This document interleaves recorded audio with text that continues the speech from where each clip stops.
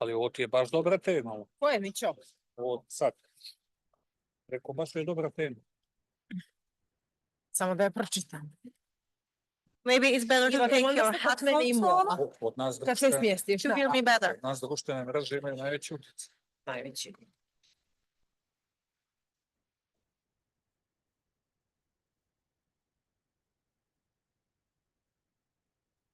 Ovo se pomenuti velike napade sa društvene mreže.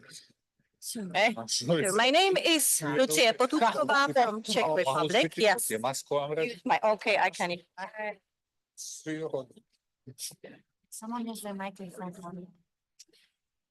ljudi imamo li kakav bonbon, ima li kod nas bonbon? Okay, again. My name is Lucia Potutskova. I'm from the Czech Republic. I'm the chair of this committee on democracy, human rights, and humanitarian questions. And I welcome you dearly here in the Vienna for the Parliamentary Assembly. Before we begin, I'd like to remind you that our meeting is being recorded and live streamed on our Iva sam i website. debela. Sorry, I have You are technical really Everyone to turn their microphones off, those that are not speaking. Thank you so I much. posle samo ćeš... Yes, because I can hear a lot of many of you. Jer je meni baš kamera dobra. Please. Yeah, turn off your microphones. Yeah. Microphone on, is everybody here? It's better now. Okay. In today's committee meeting, we will hear from the OSCE head of institutions, followed by presentation of our rapporteur. We will then move on to our special debate, after which members will have the opportunity to take the floor for intervention on any agenda item. Please note that we currently have 28 speakers signed up for the discussions following agenda item 7.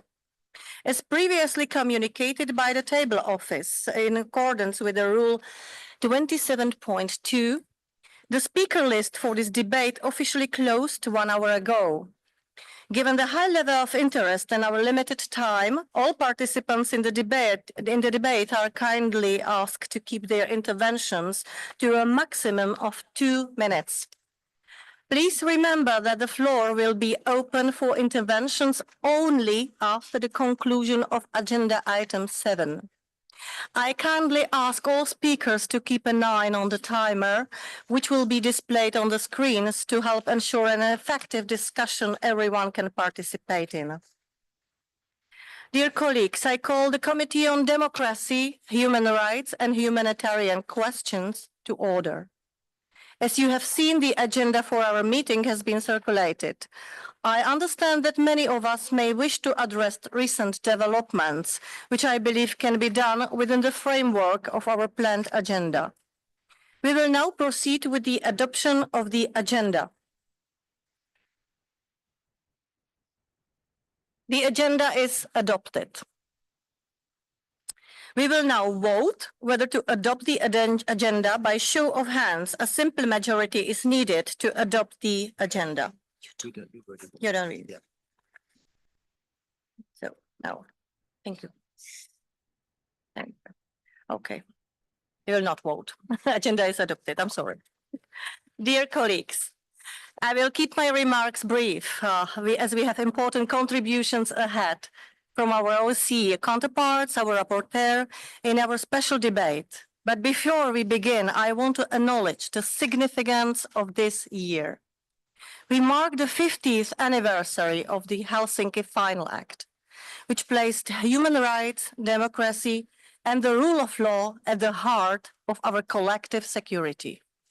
Today, this legacy presents both an achievement and a warning. A warning that in these challenging times, when the line between the truth and falsehood is getting more blurred, our voices must rise even louder to make clear where evil is, where evil lies, and who the victim is, and who is the aggressor. We must confront the truth, no matter how uncomfortable or painful it may be, because the true peace can only be built on facts. And so, standing here today, I say it without hesitation. Ukraine is the victim and Russia is the aggressor, a nation that sees others as prey. Let us not allow anyone to convince us otherwise. Across the OSCE region, democracy is under growing pressure. The rule of law is eroding, civic space is shrinking, and fundamental freedoms are being curtailed, affecting millions of people in their daily lives.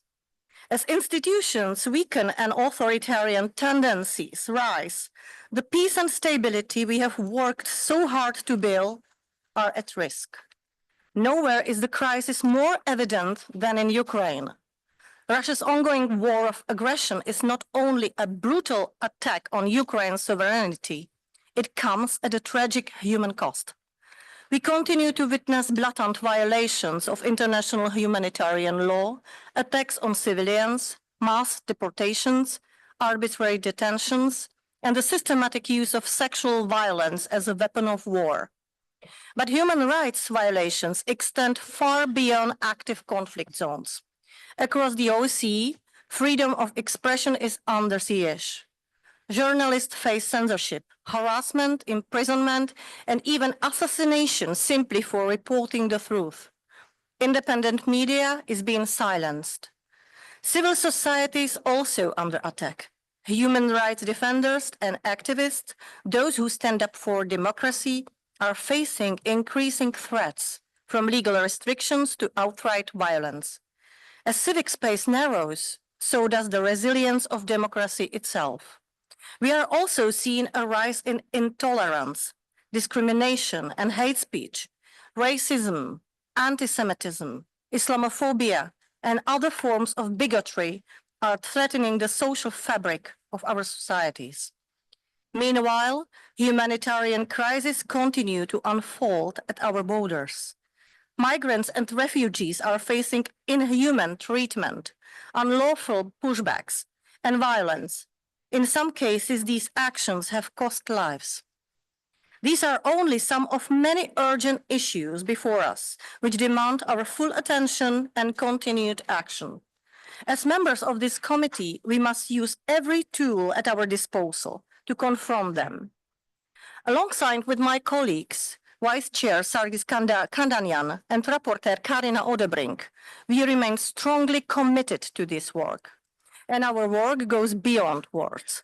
It involves direct engagement with OSCE institutions, many of whom are with us today, cooperation with international partners, and critically, ongoing dialogue with civil society and human rights defenders.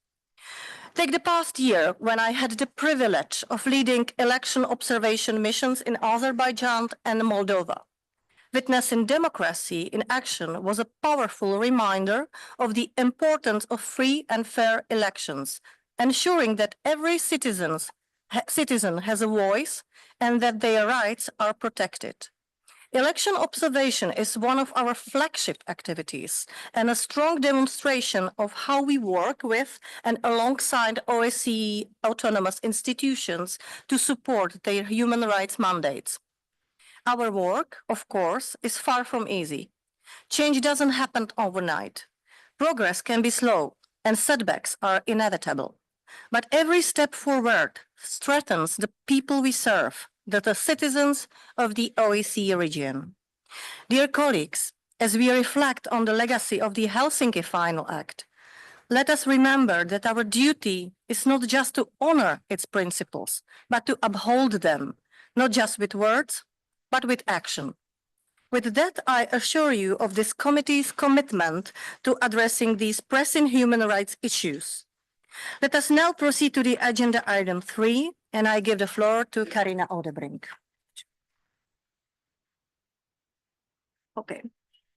Yes, I will present her. Thank you very much. Our rapporteur, Mrs. Carina Odebrink from Sweden, who was elected in Bucharest in 2024, will now present a preliminary overview of her intentions for her forthcoming report for the 2025 annual session in Porto. We very much look forward to reading the report in the coming months. Dear Carina, you have the floor now, and I ask you to please keep your comments within 5 to 10 minutes if possible.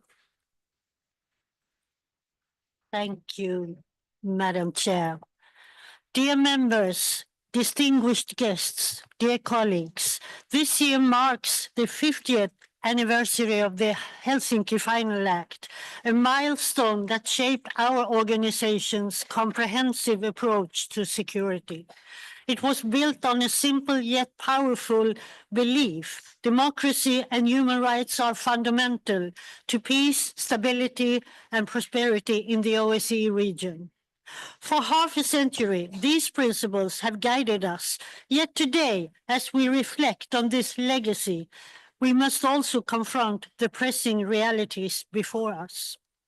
Our organization stands at a crossroads, facing challenges that threaten the values we commemorate.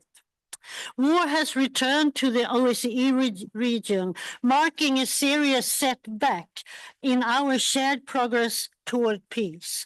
This crisis is further compounded by worrying trends in too many OSCE member states.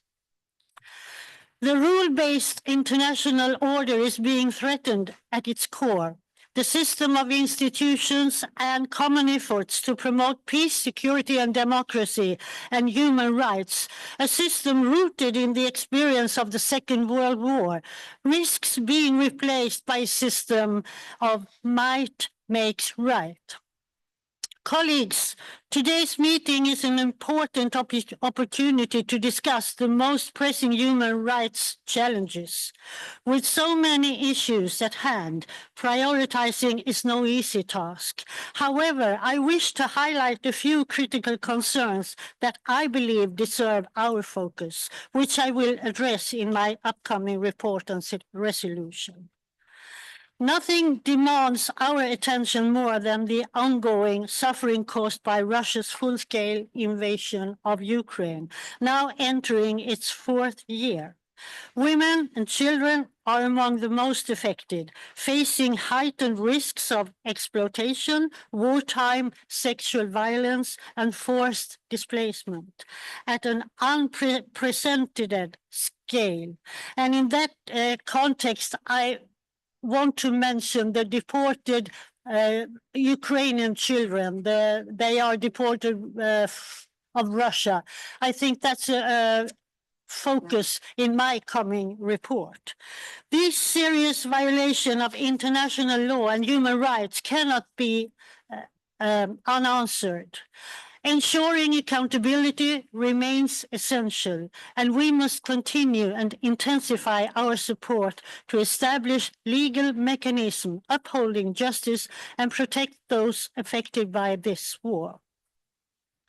The worsening situation in the Middle East remains deeply alarming. The brutal attack of Hamas on the 7th of October 2023 started a war that has escalated ever since. In recent months, the situation in Gaza has deteriorated even further, deepening the already dire condition in this area.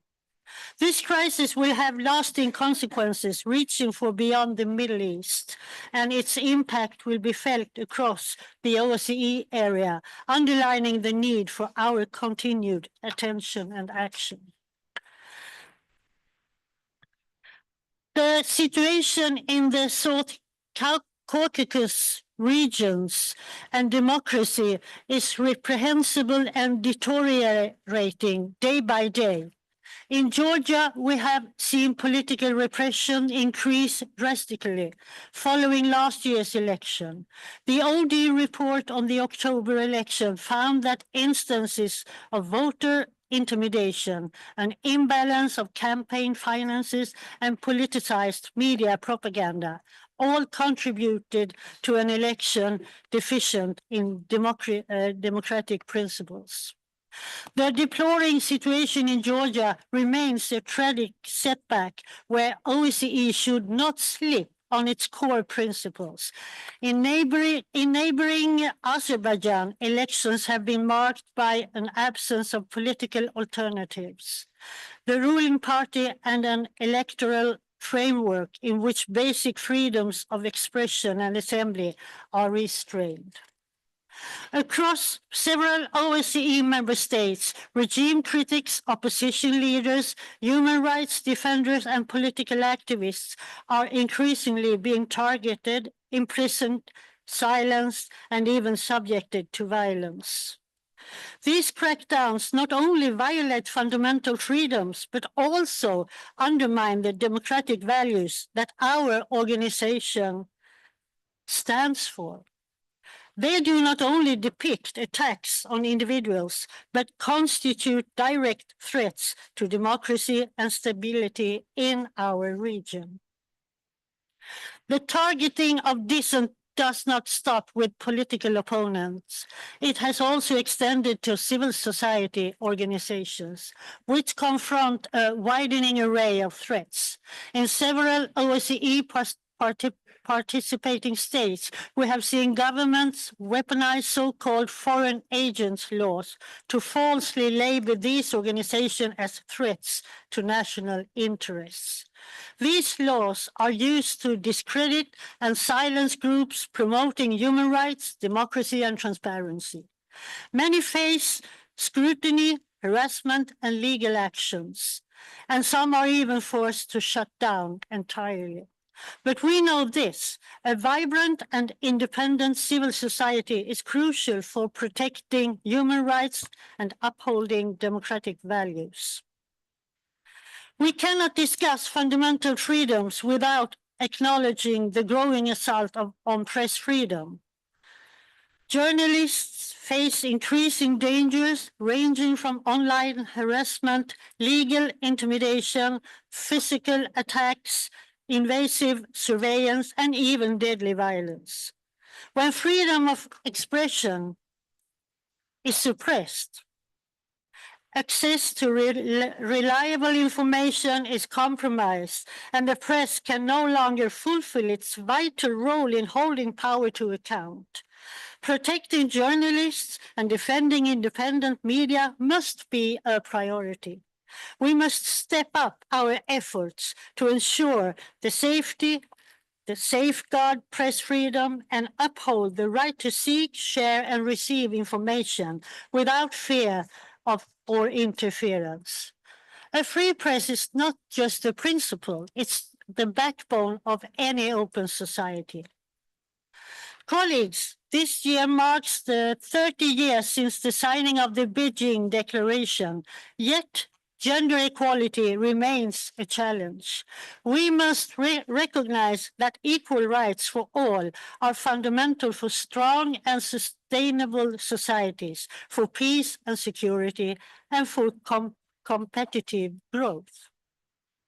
Further, we seeing concerning shifts in legislation disproportionately targeting minority communities, particularly LGBT people.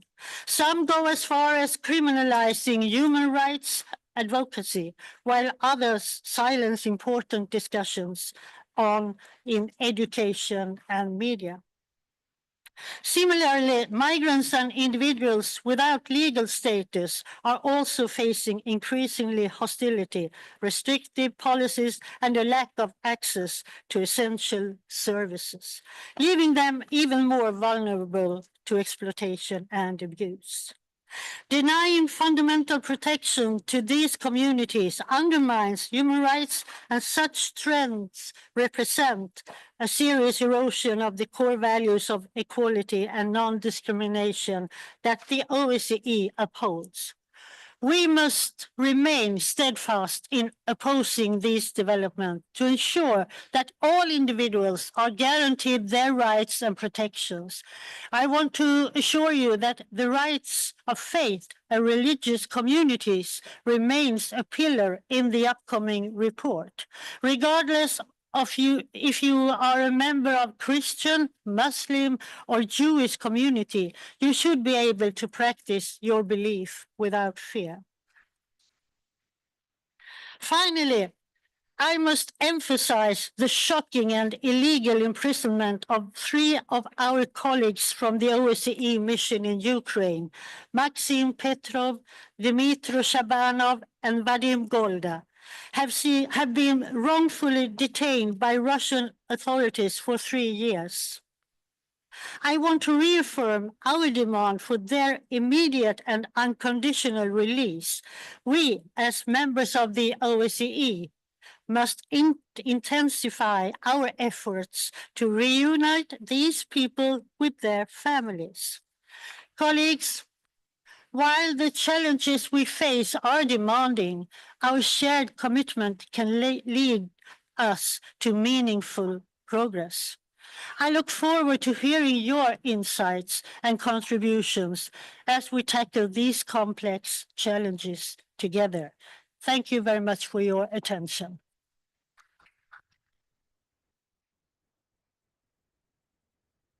Thank you, Carina.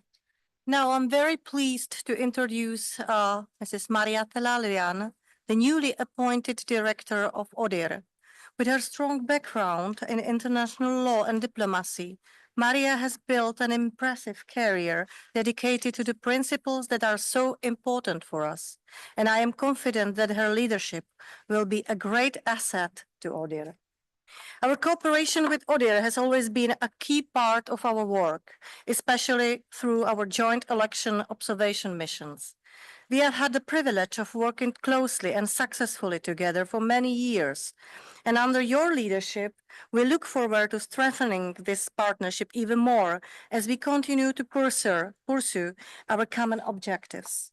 Our assembly, and particularly the members of this committee, are very eager to work closely with you and your entire team, both at leadership and staff levels, as we tackle the challenges ahead. Dear Maria, a very warm welcome to the OSCE Parliamentary Assembly. You now have the floor, and I ask you kindly to keep your comments also to 7 minutes. Thank you, Madam Chairperson, and thank you for your kind words introducing me. Excellencies, dear members of Parliament, dear OSCE Parliamentary Assembly friends, let me start by expressing my sincere thanks to President Pia Kauma and the Parliamentary Assembly Secretariat for the invitation to participate at this OSCE Parliamentary Assembly 2025 winter meeting.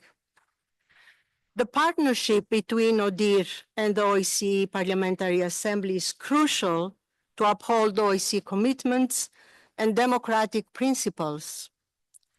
It is a special pleasure for me to speak today before the Third General Committee on Democracy, Human Rights and Humanitarian Questions, and I wish to thank Chairperson Lucy Pututskova and all its members. The opportunity to contribute to your discussion today underlines not only the close partnership we have achieved, but also our desire to reinforce it at a time when our human dimension must remain an essential element of the OSCE comprehensive concept of security.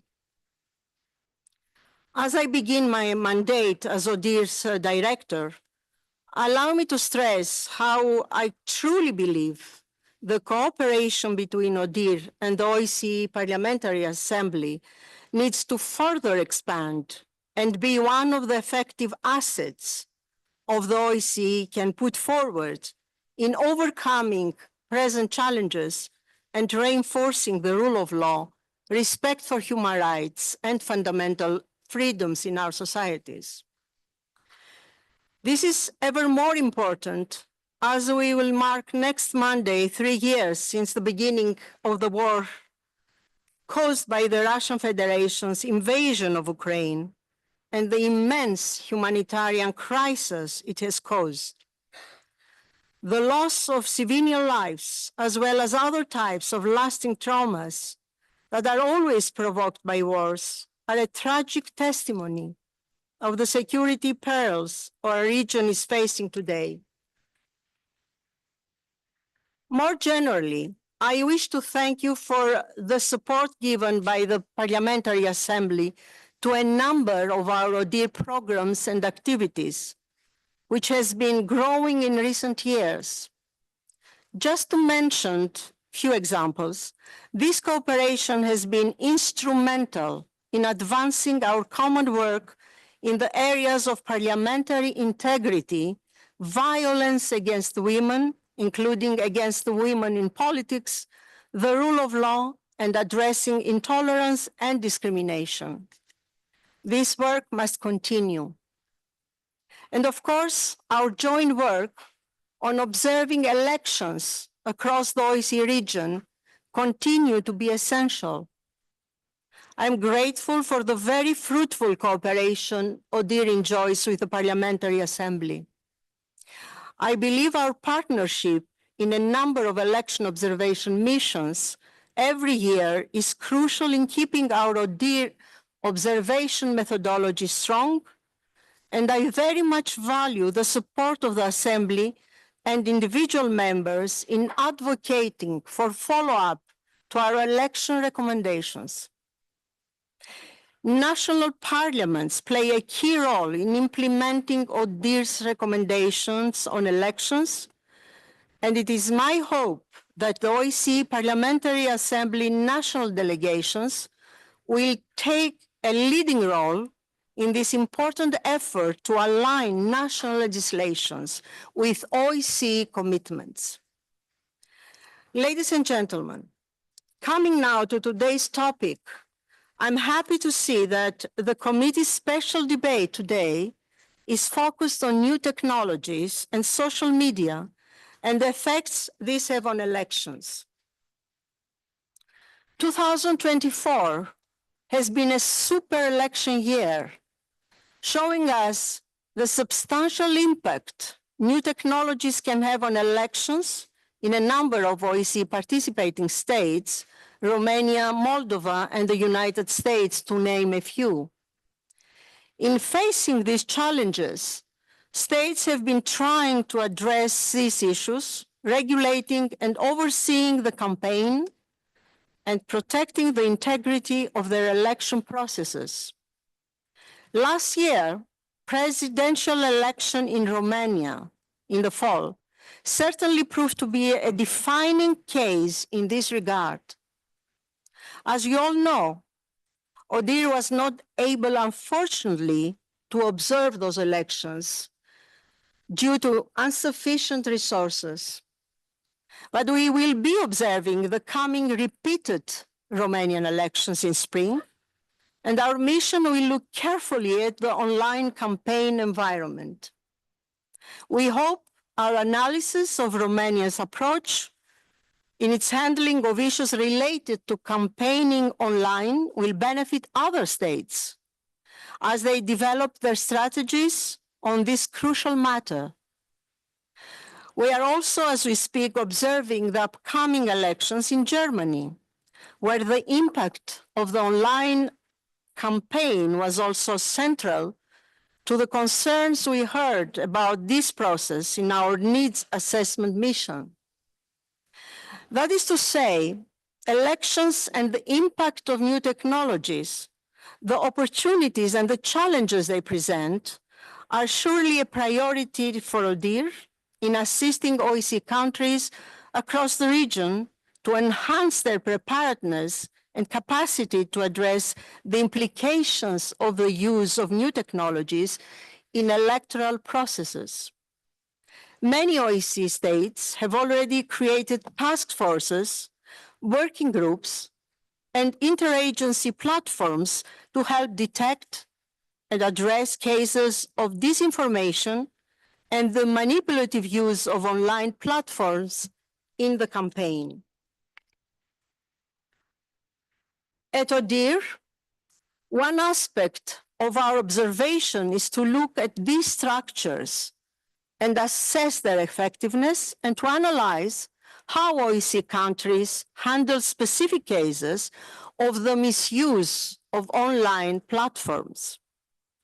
Importantly, Addressing the use of new technologies and social media in election campaigns does not start and stop with detecting and addressing disinformation. States need to consider the legislation they have in place to make sure that campaign regulations are applicable to the online space. They need to consider how campaign spending online is controlled and reported.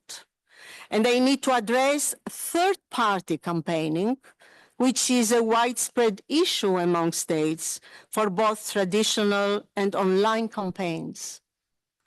This is another area where ODIHR's observation can provide real value to states, as our methodology for monitoring the campaign online includes a comprehensive review of the legal framework applicable to the use of online space. As part of our observation, we also look at how states communicate with online platforms. We assess their access to information from the platforms and the responsiveness of the platforms to the authorities' requests. Where action has to be requested from the platforms, we also review the effectiveness of the procedures to remove, correct, identify, and flag content. Finally, another core aspect of our monitoring is looking at the tone of the campaign online, the use of rhetoric and intolerant language in the campaign online. In these regards, we have frequently criticized states for not being proactive to address the language used online, as it has been found to have direct impact on the participation of women as candidates.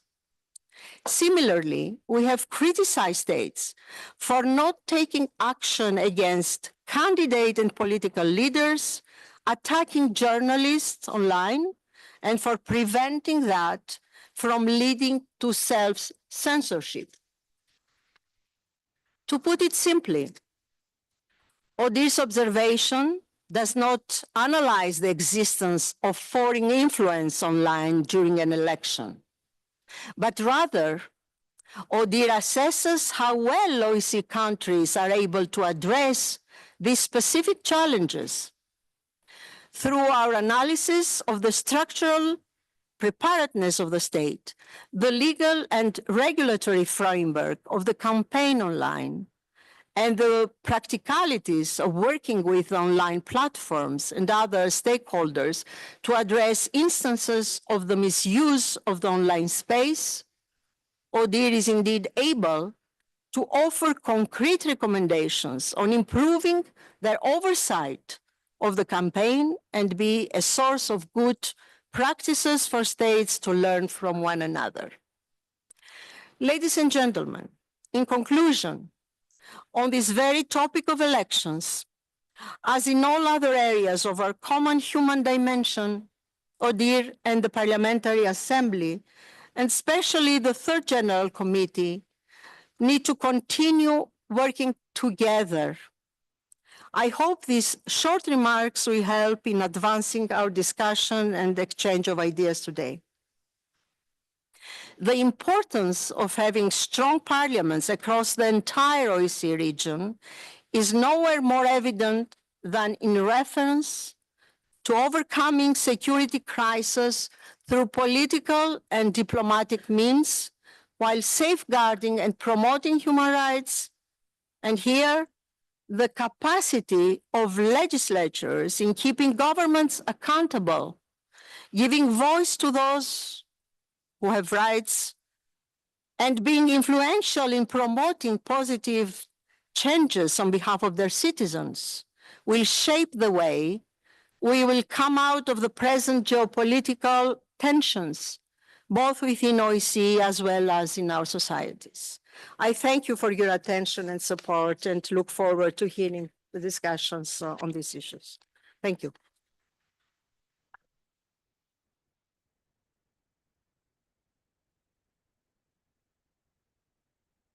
Thank you very much, Maria.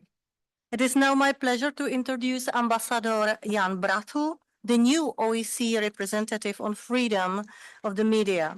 Ambassador Braathu brings a wealth of experience to this important role, having previously served in key positions within the OSCE, including as the head of the OSCE mission to Serbia and the head of the OSCE mission in Kosovo.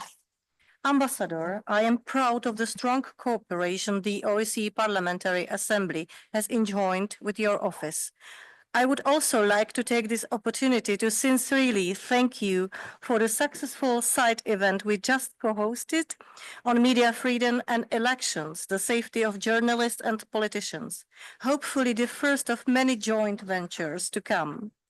Your leadership will be critical in defending freedom of expression and supporting independent journalism, both of which are key to our shared goals.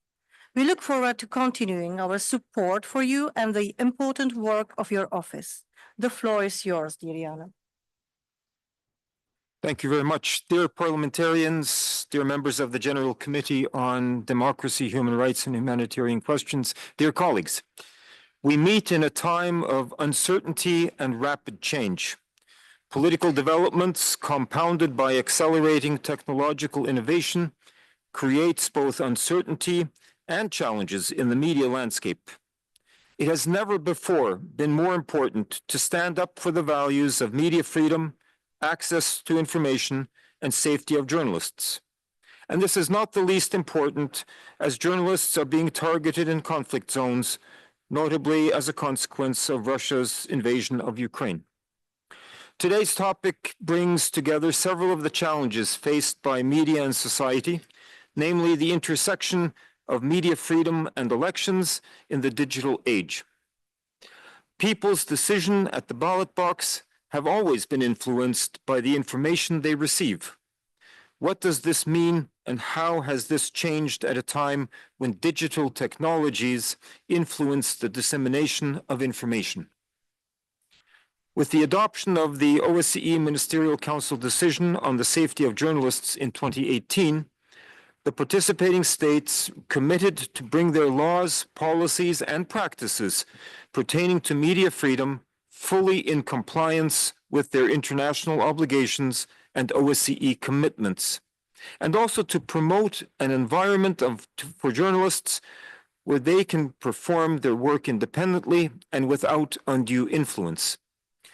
The decision recognizes the crucial role of journalists in covering elections, in particular in informing the public about candidates, their platforms, and ongoing debates, and it also expresses serious concern about threats and violent attacks that journalists can face in doing their job. As part of the Safety of Journalists project that my office launched in 2022, we have been providing guidance on how to improve journalist safety across the OSCE region. As we reflect on the importance of elections, we must keep in mind the need to ensure the integrity of the entire electoral process. The foundation of this integrity rests on an informed electorate, one that has access to accurate, diverse, and impartial information. This is where media freedom becomes paramount. This past year, 2024, has been called the biggest election year in human history, with 3.7 billion people called to cast a vote in 72 countries. It has underscored the indispensable role of media freedom in ensuring free and fair elections. In the Joint Declaration on Freedom of Expression and Elections in the Digital Age, adopted together with the United Nations Special Rapporteur on Freedom of Opinion and Expression and the Organization of American States Special Rapporteur on Freedom of Expression, we have highlighted once again that media freedoms is integral to democratic elections. A free, independent, and diverse media landscape gives voters the necessary tools to understand candidates, political platforms, and crucial election-related issues.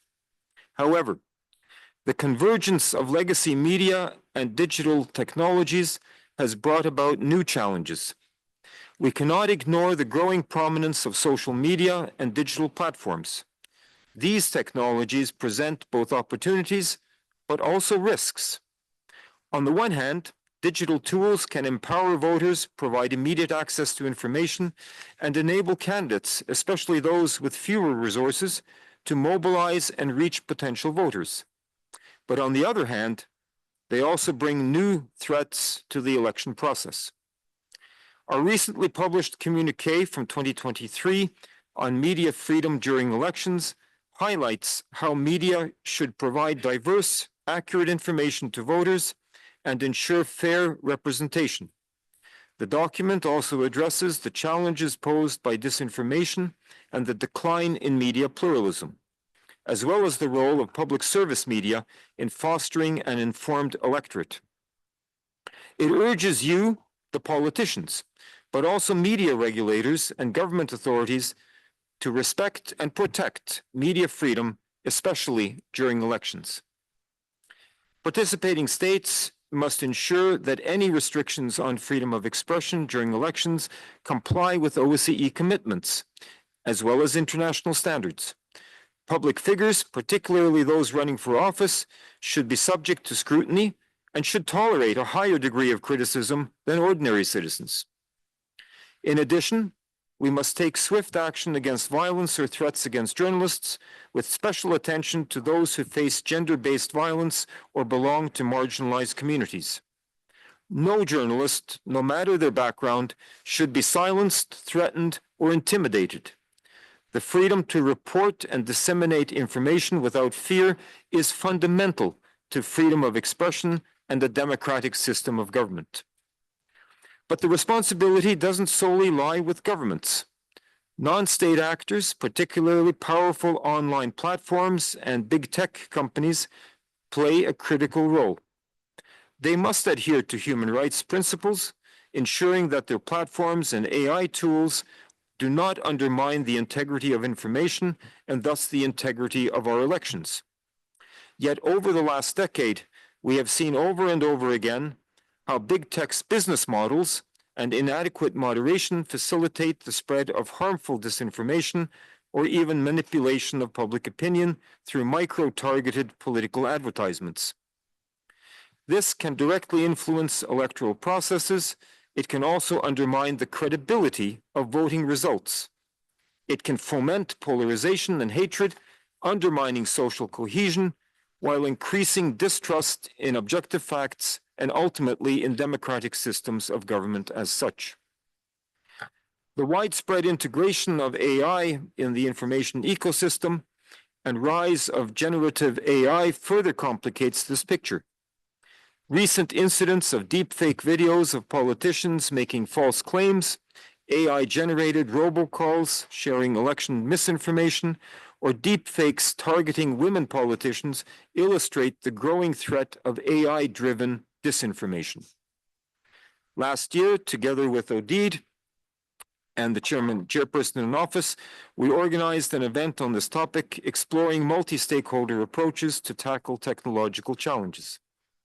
Recent policy shifts by big tech, moving away from moderation and independent fact-checking, further exacerbates our concerns. Consolidation of interests between political actors and unelected corporate interests hold major risks for our information spaces, even more so against the backdrop of the tremendous impact of the digital disruption on the viability and visibility of media. Taken together, this further risks the capture of the news media landscape with detrimental impacts for free and fair elections, as also noted in the OSCE ODIHR election reports. These issues, dare I say, challenges call for our attention. We need to ensure human rights-based frameworks that ensure the availability and accessibility of quality journalism and public interest information, so that AI and social media can play a positive role in creating and promoting an active and well-informed citizenry. A citizenry that can participate in democratic elections. Indeed, commitments have already been made on these matters, but these commitments need to be implemented. States thus need to ensure that platforms are transparent in their use of algorithms and automated tools, that they are not hindering access to the diverse political opinions, and that there is accountability and democratic oversight. Lastly, transparency in election-related media spending is crucial. Candidates and parties must be transparent about how they spend their funds on media campaigns, including digital media campaigns.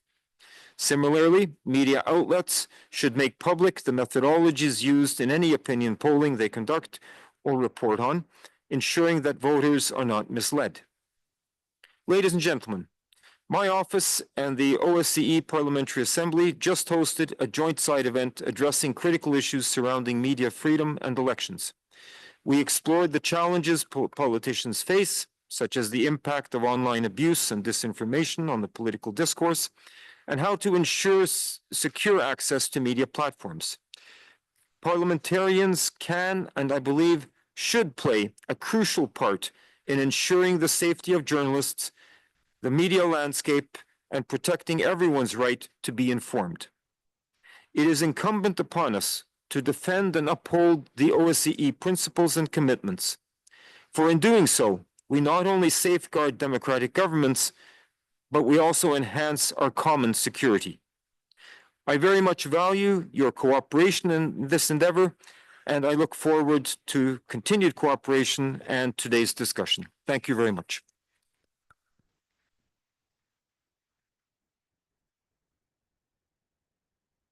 Thank you, Jana. I am now very pleased to welcome Ambassador Anna Olsson-Vrang to our committee. As chairperson of the Human Dimension Committee of the OSCE Permanent Council, your role is central to fostering dialogue on key human rights, democracy, and the rule of law issues among participating states. Given that your committee serves as our counterpart on the governmental side of the OSCE, we are particularly eager to hear your insights and priorities, and would appreciate if you could please keep your remarks to some 5 to 7 minutes. Thank you. Thank you, Madam Chair, distinguished parliamentarians, excellencies, dear colleagues. Thank you for this opportunity to share an overview of the plans for the work of the Human Dimension Committee in 2025.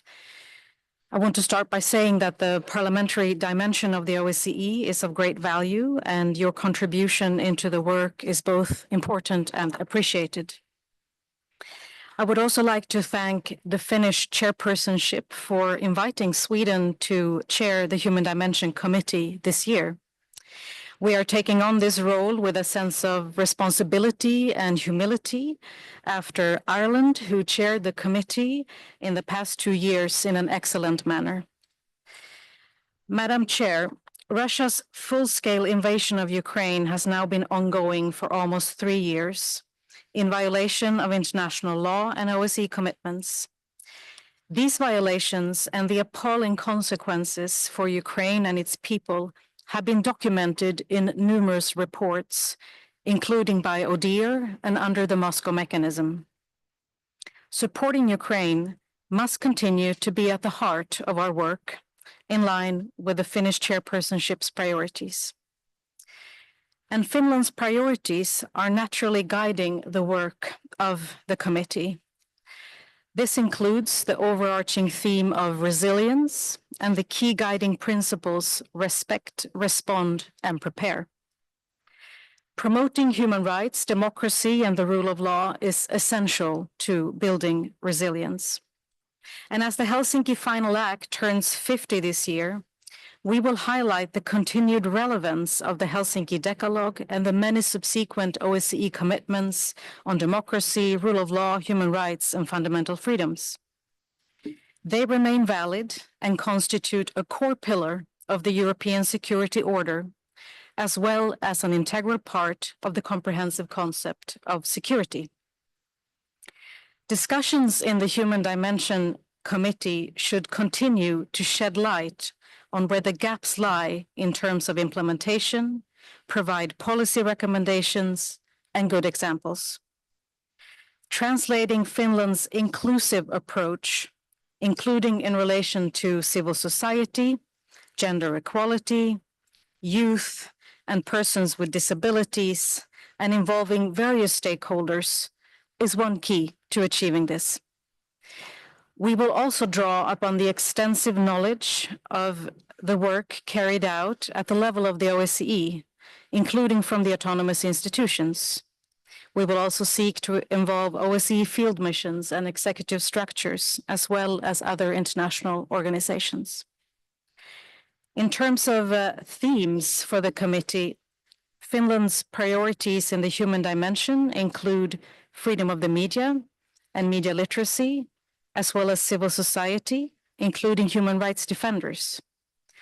And at the level of the committee, it is our intention to reflect these priorities and focus on the following issues, including combating torture and other cruel, inhuman, or degrading treatment or punishment, including in places of detention, tolerance and non-discrimination, the right to freedom of peaceful assembly and association, media freedom and the safety of journalists, democratic elections, challenges for human rights defenders in the digital age, gender equality, and international humanitarian law and human rights law, the right to health in times of armed conflict. And these topics that I just mentioned, they have been chosen drawing from input received from all participating states. Madam Chair, I understand that you will be holding a special debate on the theme New Technologies and Social Media, Effects on Elections. And the impact of emerging technologies and social media on elections and on democracy and human rights more broadly is of course an issue of great relevance for the Human Dimension Committee. And we have heard an interest in it during our consultations with participating states. The increase of digital technologies, including social media platforms, and their role in election processes present both opportunities and challenges for participating states' successful implementation of related OSCE commitments. Madam Chair, I want to end by stressing 2 points. First, how the relevance of the OSCE's human dimension has grown in the wake of Russia's war of aggression and the democratic backsliding in parts of the OSCE area. We have witnessed again how sustainable security between states can only be achieved when respect for human rights, democratic principles, and the rule of law is respected. My second and final point is that our joint commitments agreed upon by all participating states remain as valid as ever. It is incumbent on us all, on all of us, to implement these commitments and make good use of the tools available.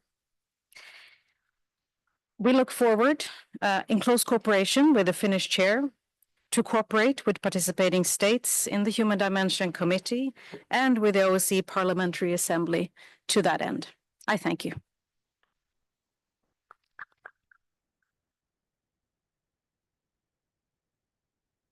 Thank you very much, Anna.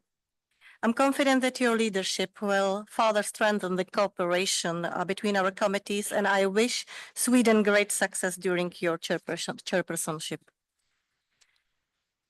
Dear colleagues, we now move to our special debate on new technologies and social media effects on elections. While our time is limited, allow me to briefly underscore why this topic holds such a significance on our agenda, and why I chose it as the focus of today's discussion. Elections are the cornerstone of any functioning democracy. They are not only the foundation of political legitimacy, but also a direct reflection of the will of the people. Our Assembly has long been committed to supporting democratic processes through election observation missions, promoting electoral integrity, and engaging closely with OSCE institutions, particularly the ODIHR, to strengthen democratic governance. However, as new technologies and social media platforms continue to shape political landscapes, they also have a growing impact on the electoral processes. The digital revolution, particularly the rise of new technologies and social media, have fundamentally reshaped how elections are conducted, how information is shared, and how voters engage with political processes. On one hand, these advancements have brought undeniable benefits. They have enhanced voter outreach, facilitated civic engagement, and made political participation more accessible than ever before. Social media platforms has given voice to marginalized communities, empowered grassroots movements, and fostered greater transparency in many electoral contexts.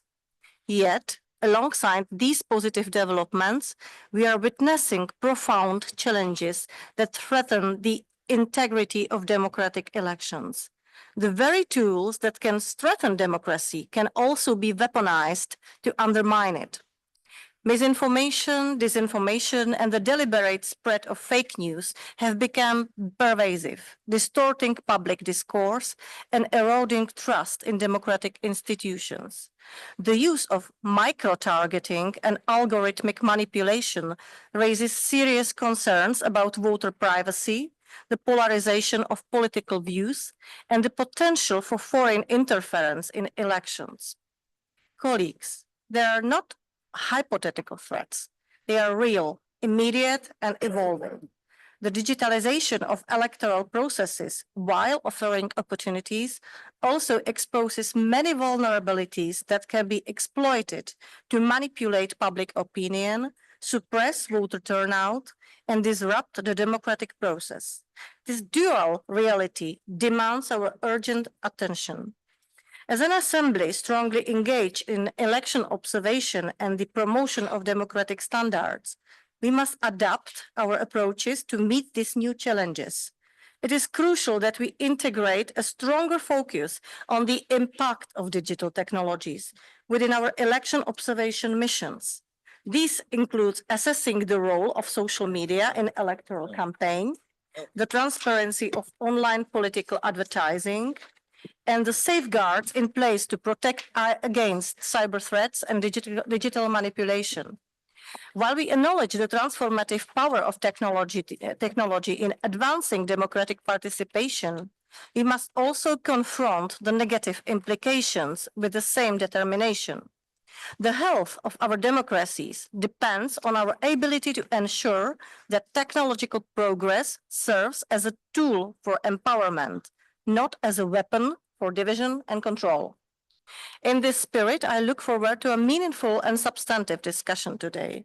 Let us use this debate to amplify our collective efforts, share insights, and strengthen our commitment to safeguarding the integrity of elections in digital age. Thank you very much, and let us proceed with our discussion. I am now pleased to give the floor to Mr. Victor Lăpușneanu, as the head of the Multilateral Cooperation Directorate at the Ministry of Foreign Affairs of the Republic of Moldova. Mr. Lăpușneanu brings extensive experience in diplomacy and multilateral affairs. He has played a key role in shaping Moldova's engagement with international organizations, particularly in areas that are highly relevant to our discussions today. Having had the honor to lead election observation missions in Moldova myself, in my capacity as a special coordinator, I am aware of how valuable it is to hear directly from the representatives of our participating states. Their insights not only deepen our understanding of electoral processes and the challenges they face, but also help us assess the true impact of our work on the ground. Mr. Lăpușneanu, we are grateful for your presence today and eagerly look forward to hearing your insights on Moldova's experience on challenges pertaining to new technologies in the field of elections. The floor is now yours. Cyber attacks, fake bomb alerts, fueling money into the country for vote buying schemes, long-lasting disinformation and propaganda campaigns are just a few examples of hybrid attacks Moldova faced during last fall elections. Madam Chair, distinguished members of the Parliamentary Assembly, ladies and gentlemen, it's both an honor and privilege to address you all on a subject that is of great importance to the future of democratic institutions globally, the effects of new technologies and social media on elections. While Ukraine is fighting a war of aggression for a third year in a row, Moldova has been a test ground for various forms of hybrid attacks. My country has experienced firsthand the profound impact of these technologies on our electoral process, and I would like to share our experience and the lessons we've learned as we continue to strengthen our democracy. In fact, in the 2024 presidential elections and constitutional referendum on EU accession, Moldova experienced a profound foreign information manipulation and interference, witnessing a clear escalation in the use of social media to promote anti-government and anti-EU messages. These platforms, while providing an important space for opinion, share, open debate, were also used by malicious actors to spread disinformation, manipulate public opinion, and interfere with the electoral process. It was evident that social media has become weaponized. It's worth mentioning that since Moldova took measures to secure its information space, the harmful content that was present on TV moved in the online space. A new definition of disinformation was introduced in the Audiovisual Media Services Code, coupled with a sanctioning system.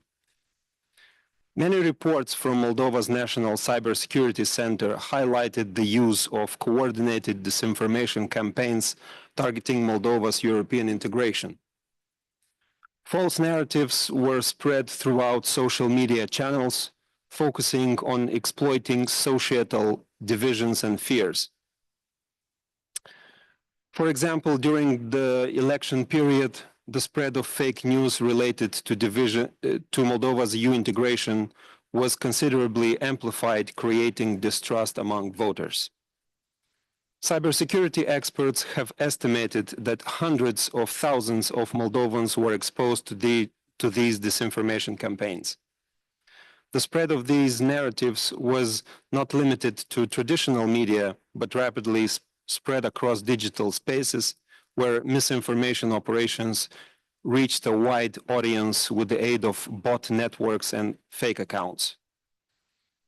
Focused disinformation campaigns were particularly virulent. Online, foreign-backed actors falsely claimed that voting for EU integration would trigger war and lead to foreigners seizing Moldovan land. Deepfakes targeting pro-European candidates circulated widely, further muddying the waters. These false claims were amplified through coordinated networks of fake Facebook and Instagram accounts, creating confusion, uncertainty, and fear among Moldovan citizens. Moreover, in September and October of last year, Moldovan authorities have estimated that 39 million euros in illicit funds intended to sustain vote buying and logistic operations were funneled into the country, which is a blunt violation of the electoral and party financing legislation. Russian-backed networks employed prepaid cards, cryptocurrency, and direct bank transfers to finance these operations. In a single day, over 1.1 million euros in cash was intercepted at Chișinău International Airport, intended for local operatives engaged in both online and offline interference efforts. Furthermore, fugitives from national justice who operate intensive campaigns on social media often attract a level of attention that surpasses the one of regular politicians, placing them in the spotlight more frequently. These individuals seeking to manipulate public opinion or avoid prosecution use digital platforms to amplify their messages, frequently employing provocative rhetoric or disinformation to steer emotions and rally support. Social media allows them to circumvent traditional media controls, reaching a vast audience instantly and without filters. The 2024 referendum on Moldova's EU accession faced significant challenges from both external and internal actors. Despite these interferences, the referendum demonstrated clear support for Moldova's European future. with more than 50% of the population voting in favor of EU integration. However, we cannot ignore the role of social media in shaping this outcome, since many social polls demonstrated much different results between 58 to 60% support. The volatility of online content and the speed with which disinformation spread raised legitimate concerns about the integrity of the vote. In terms of the presidential elections, the incumbent president won with more than 55% of the vote. While this was a clear victory, it is important to note that Russian-backed disinformation and vote-buying schemes had an impact on the election, as evidenced by the 40% decrease in turnout in areas heavily influenced by foreign interference. As Moldova approaches its parliamentary elections in 2025, it's clear that complacency is not an option. The lessons from the 2024 elections indicate that new technologies will continue to play a critical role in shaping our electoral landscape. Moldovan authorities must continue to confront massive online disinformation, cyber threats, and foreign interference, and ensure that the upcoming elections are not unduly influenced by these forces. In fact, Moldova is committed to strengthening the electoral security by focusing on several key areas. One, Moldova is investing in advanced cybersecurity infrastructure to protect our voting systems and electoral data. We are working closely with international partners to enhance our defense against foreign cyber attacks. Two, we are implementing a nationwide campaign to raise awareness about the dangers of disinformation and to encourage Moldovans to critically evaluate the sources of their online information. Our aim is to empower citizens with sufficient knowledge in order to recognize and reject fake news. Three, electoral interference is not a one-time event, but a continuum that begins long before the election period. Moldova's experience underscores the need for early detection mechanisms and robust legal frameworks to counter long-term interference. Four, in the previous elections, external actors used financial networks, including cryptocurrency, to fund disinformation and vote-buying campaigns. We must follow the money and ensure that all financial channels are monitored and controlled to prevent illicit activities. As we approach the 2025 parliamentary elections, the Republic of Moldova remains committed to ensuring that this democratic exercise is a contest of ideas and not a battleground for foreign interference. We must continue to work together with international partners to build resilient democratic systems that are capable of withstanding the challenges posed by new technologies and social media. Thank you for your attention.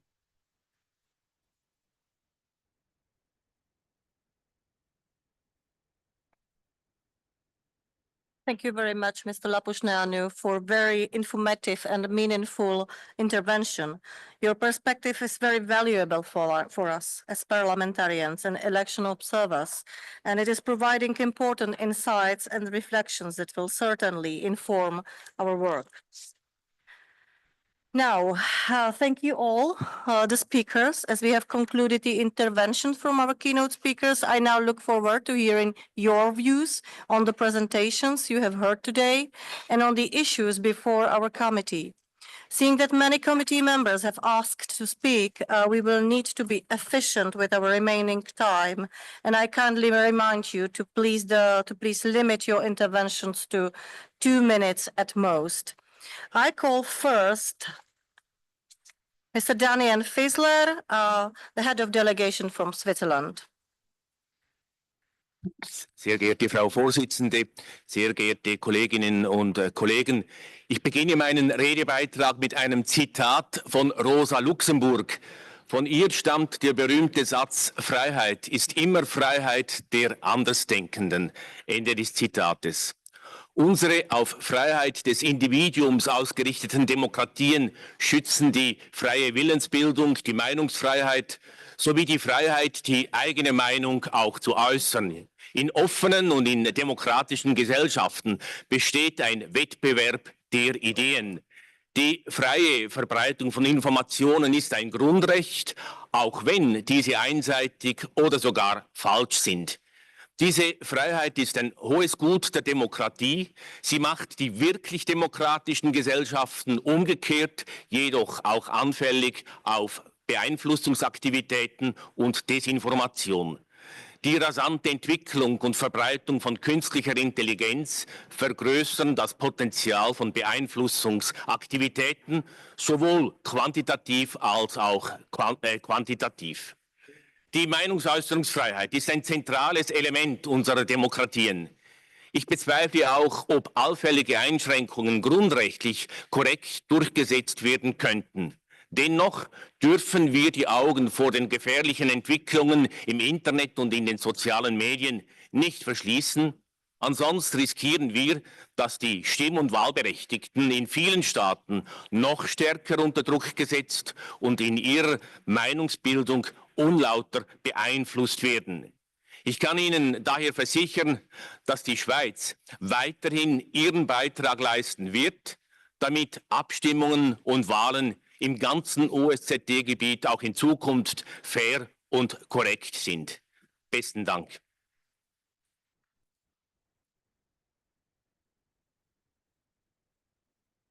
Thank you very much. Now we give the floor to Madam Jelena Nedovic from Montenegro.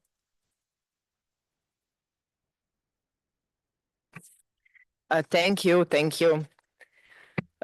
Esteemed colleagues, ladies and gentlemen, it's a great honor to take the part in this panel today and discuss one of the greatest challenges facing modern democracies, the influence of new technologies and social media on electoral process. Social media has become a powerful tool for informing and mobilizing voters, granting them easier access to diverse sources of information and more direct interaction with candidates. However, this phenomenon also brings various risks. Public trust in elections depend on the transparency and credibility of the information shared with voters. Disinformation, manipulation of public opinion, especially through bots and fake accounts, can severely undermine trust in election process. Disinformation campaigns are become increasingly sophisticated, often bleeding half-trust with false narratives to mislead voters. Rapid spread of fake news on social media creates echo chambers where misinformation thrives, particularly concerning in the spread of content that polarize societies and distrust in institutions. This challenge is especially evident in smaller countries like Montenegro, for example, and developing democracies where institutions may be less resilient to media landscapes. In these settings, even small-scale disinformation campaigns can have big effects, shaping public opinion and undermining trust in democratic institutions. Furthermore, the rise of deep fake technology and AI-generated content introduce new challenges, making it even harder to verify the authenticity of political messages and campaign materials. If left unchecked, these digital threats could fundamentally reshape how citizens perceive truth, further destabilizing trust in elections and democracy governance. Democracy must not become a casualty of technological progress. On the contrary, our task is to ensure that digital innovations serve the purpose of free and fair elections, as they are the foundation of every democratic society. Thank you. Thank you, Madam Nedovic, but please respect the limits for other speakers. Thank you very much. Now I give the floor to Madam Hedy Fry from Canada. Thank you very much. I think you're going to find that I'm going to echo what a lot of the speakers have been talking about. every piece, every progress that the world has ever made has had benefits, but it's had drawbacks. And our challenge is to ensure that we analyze before we embrace any progress. And that includes technology, which is what we're talking about here.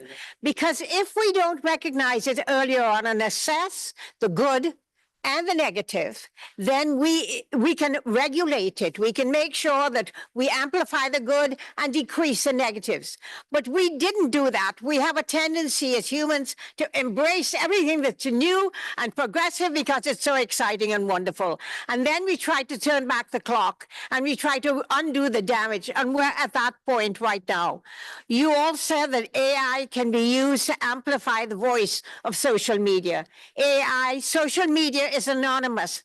It gives people who dare not show their faces the ability to speak up loudly and viciously.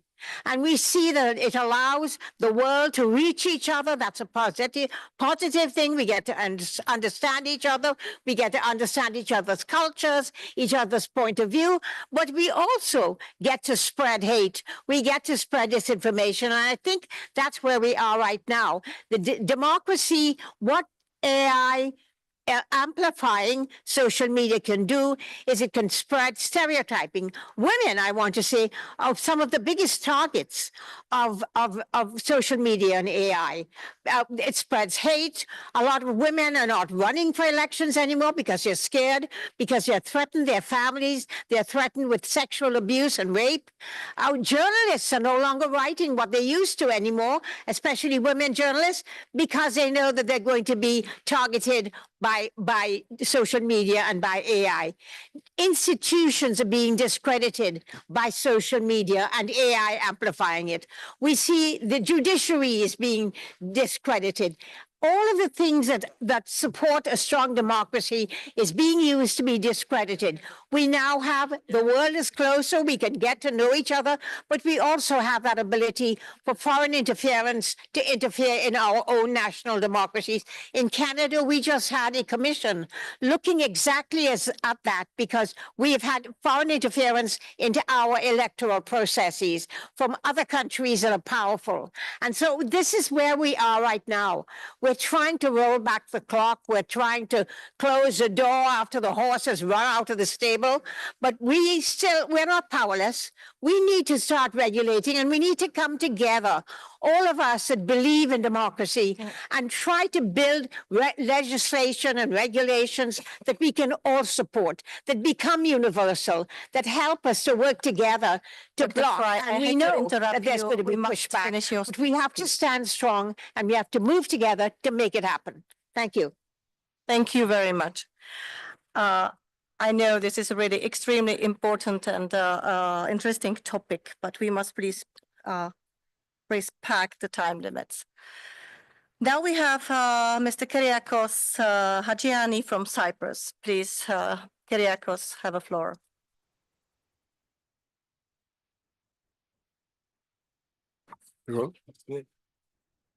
Thank you, Madam Chair. So I repeat the appeal, the same appeal as for rapporteur.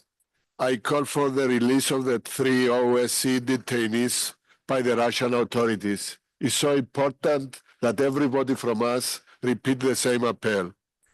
Dear colleagues, today the discussion on new technologies and social media is more relevant than ever.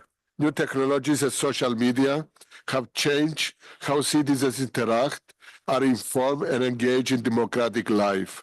But they also present new challenges to the integrity of electoral processes and citizens' trust in democracy. In my home country, Cyprus, a social media influencer was elected as a member of the European Parliament in the last European election, having won a huge percentage of voters. Social media are now tools that can be utilized to spread misinformation, fake news, and propaganda. Their use at elections periods was the potential to influence public opinion, distort the reality, and invalidate elections outcomes.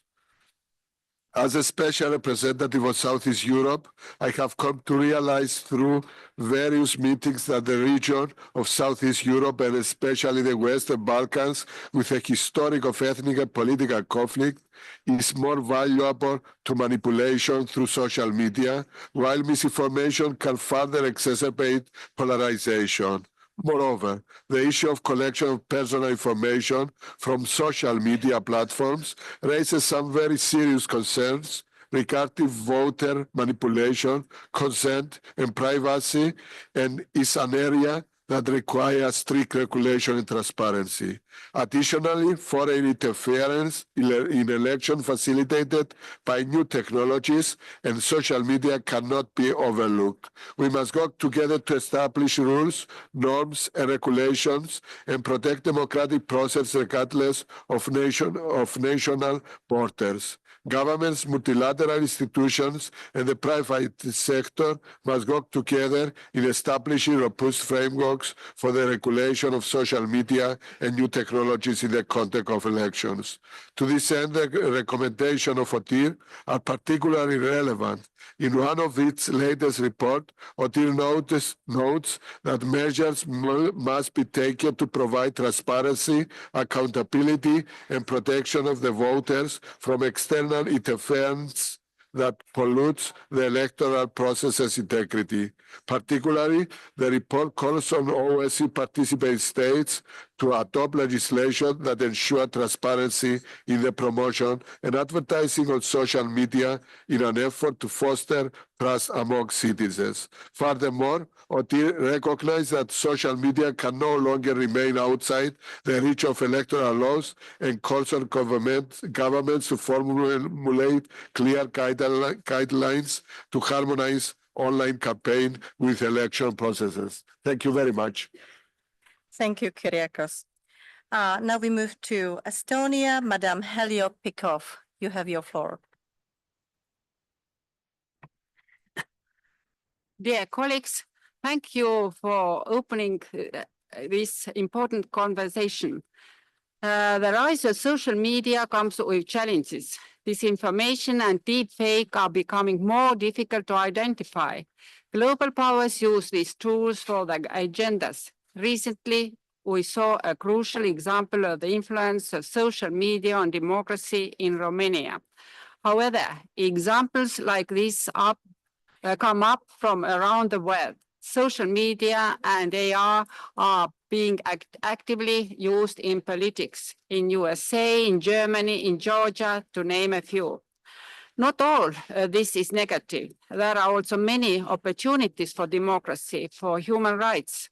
We must learn how to take advantage of it. In Estonia, we focus on two priorities: implementing informational hygiene as well as cyber hygiene, and developing media literacy our own societies. Only a literate society can fight against disinformation effectively. Whether we like it or not, the digital world is here to stay, and it develops faster than we imagined. But let's remember, social media is not entirely bad. AI is not entirely bad. Yet, as politicians, it is our duty to prepare ourselves and our societies for the new age of online democracy. Thank you. Thank you very much. And now, please, Mark Weezy from United States, you have the floor. Thank you very much. And I'm glad that we're here today talking about new technologies and social media and those impacts that they have upon elections. But I did also want to just take the opportunity to focus and to highlight what I think is a really big problem, and that is the impact that this unlawful invasion of Ukraine is having upon the most vulnerable in our society, and that is children. Over 1 million children are living under occupation and subject to Russian military-style propaganda intended to eradicate their Ukrainian identity.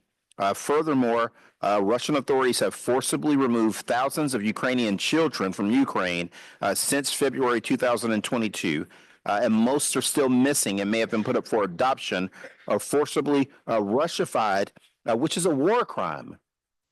And lastly, we must recall that Russia crushes fundamental freedoms wherever it rules, effectively keeping millions prisoners.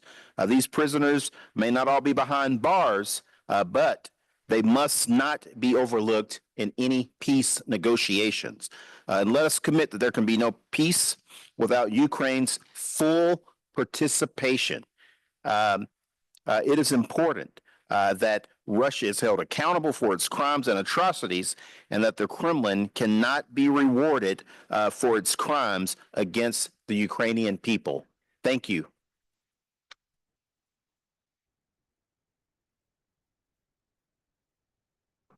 Thank you. Thank you very much. Now, the following speaker should be Madam Irina Gerashenko from Ukraine, but I cannot see her. So we move to Madam Maria Antonioli from Greece. Here it is.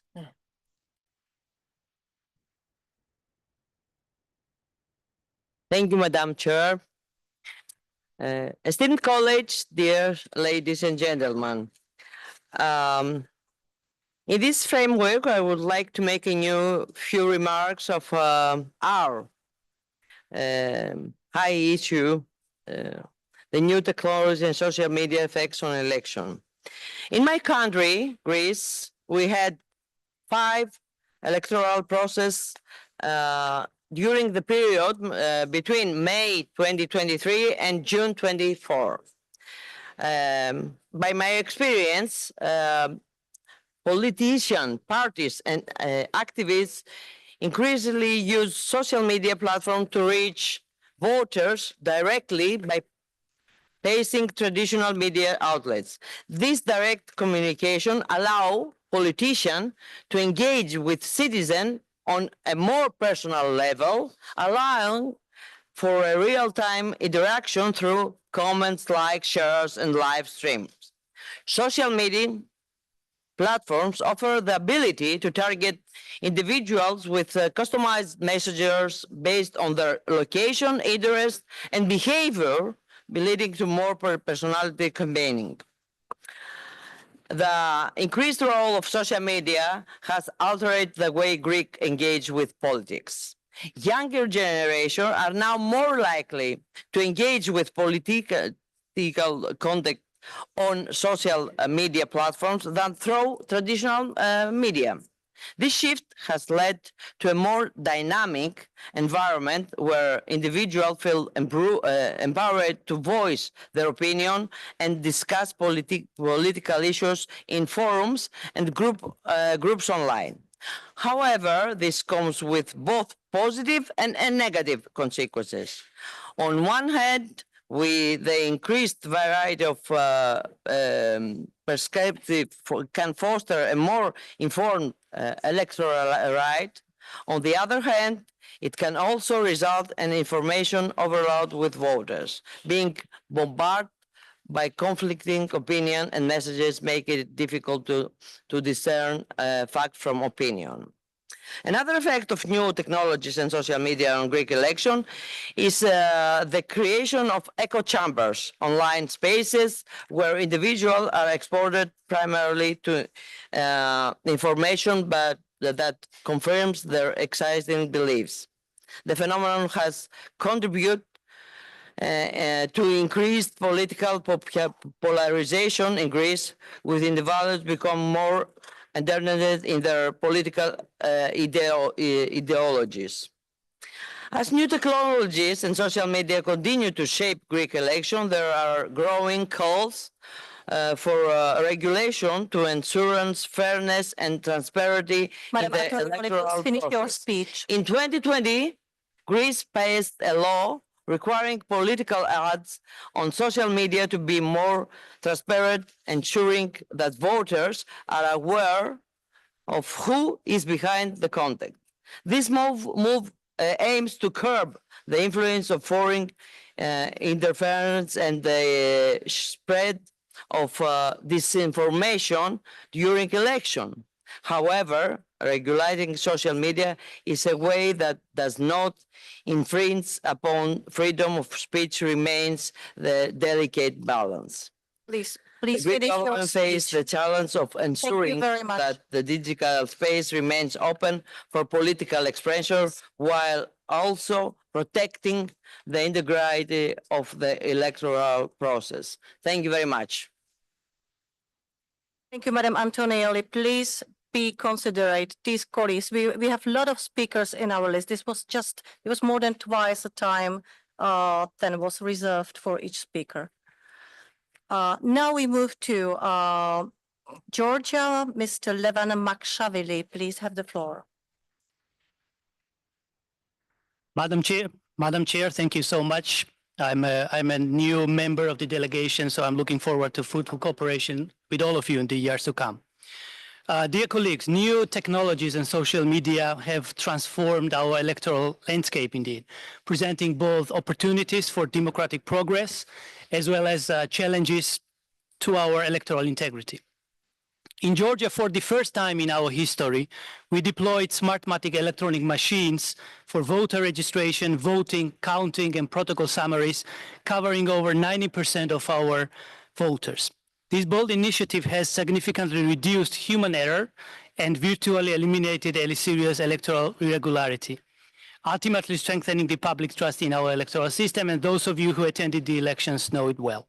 So we should not be afraid of new technologies. However, technology's power to enhance trust comes with a risk when misused by humans themselves. In 2024, for example, Georgia witnessed how coordinated textbook campaigns of disinformation and lies, driven by, unfortunately, opposition groups and affiliated foreign actors, can be used without any single fact to discredit elections and to destabilize political processes. Therefore, to ensure that the new technologies and media tools contribute positively to the resilience of democratic process and reinforce electoral integrity, it is essential that they be guided by unwavering standards of accountability and transparency. And Georgia will be working on both aspects this spring plenary session to better regulate the policy and to better enforce the practice on these issues in public and media fields. And we will be more than glad to cooperate with the dedicated OSCPA members to explore your best experiences in this regard. And finally, let me very briefly respond to Madam Odebrink. Until using the wording of political repression, let us kindly please have in mind that these are 29 persons arrested on criminal charges for throwing Molotov cocktails to the policemen and attacking state institutions, with video evidence on each and every individual. And the Georgian authorities would be more than glad, Madam Odebrink, to cooperate with you and your team to ensure this video evidence while working on your report. Thank you. Thank you. And now, Senator Ludovic I from France. Merci, Madame la Présidente. Mes chers collègues, Mesdames et Messieurs, l'année 2025 va-t-elle être placée sous le signe de l'intelligence artificielle? Il semblerait que oui. Alors que le sommet de Paris sur l'action de l'IA s'est achevé il y a une dizaine de jours avec ses annonces de projets et de financement associés, les enjeux industriels, culturels, éthiques et politiques nous apparaissent de plus en plus clairement. L'IA est un événement majeur qui nous a permis de réaliser que cette technologie peut aisément passer du statut d'outil facilitateur au service de tous au statut d'outil de manipulation au service de quelques-uns. Je ne suis pas contre l'intelligence artificielle. Ceux d'entre vous qui étaient l'an dernier à Lisbonne au séminaire organisé par nos excellents collègues portugais le savent. C'est un outil qui a prouvé sa valeur et son utilité depuis de nombreuses années. En revanche, je suis contre sa captation par des acteurs œuvrant pour la déstabilisation de nos démocraties. On ne peut décemment pas accepter que l'IA devienne un instrument de manipulation des individus et de nos élections. Mes chers collègues, en tant qu'élus, il est de notre devoir à tous de veiller à ce que le développement de l'IA se fasse en conformité avec nos valeurs et les droits humains. Tout d'abord, le droit à l'information réelle, fiable et accessible à tous. Vous l'avez rappelé, Madame la Présidente, l'IA peut rapidement devenir un facteur de propagande pour toutes les personnes ou pour tout groupe désireux de manipuler sciemment les opinions publiques et politiques. Nous devons être extrêmement vigilants car chacun doit être libre de forger ses opinions sans interférence extérieure. Ensuite, le droit à la non-discrimination. L'IA ne doit en effet pas être un outil de promotion de biais, de discrimination ou de préjugés à l'encontre d'individus ou de groupes. Enfin, le droit au respect de la vie privée. Les modèles d'IA s'entraînent sur de nombreuses données disponibles sur Internet, y compris les données personnelles. Dès lors, l'usage des algorithmes ainsi entraînés peut, dans certains cas, porter atteinte aux droits des personnes, par exemple en facilitant la création de fausses informations et en multipliant les processus de décision automatisés ou en permettant enfin de nouvelles formes de suivi et de surveillance des individus. Mes chers collègues, l'intelligence artificielle n'est ni bonne ni mauvaise par nature, sa valeur dépend de l'utilisation que l'on en fait. Alors faisons-en bon usage conforme à nos valeurs. L'OSCE et notre Assemblée parlementaire ont à l'évidence un rôle à jouer pour les faire prévaloir. Je vous remercie. Thank you very much. Now I invite to the floor Madam Özgür Saki from Turkey. Thank you. It is obvious new technologies, including artificial intelligence and social media, have a direct impact on democratic elections. We can say that this effect is mainly realized in two ways. First, through the spread of false or distorted news, it is clear that necessary measures must be taken to prevent this spread. What these measures are and how they can be taken is another topic of discussion.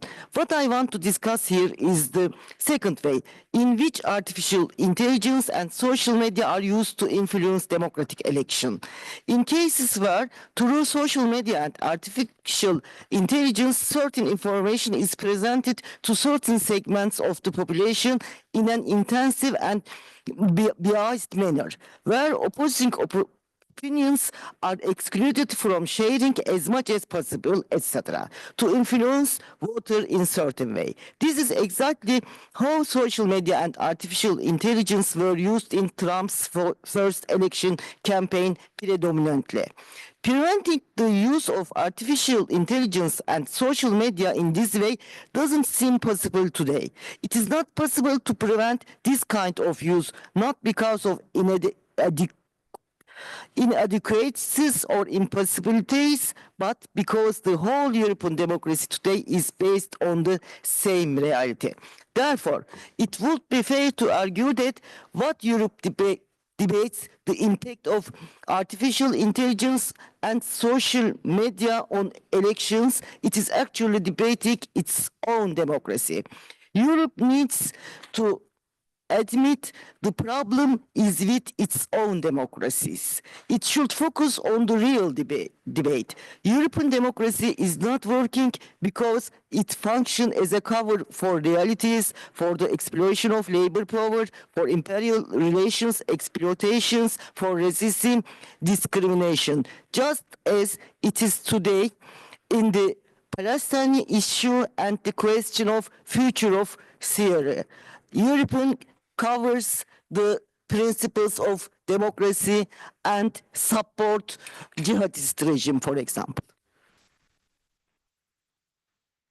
Thank you. Now I give the floor to Mr. Artemi Ralo from Spain. Dear Artemi, you have the floor.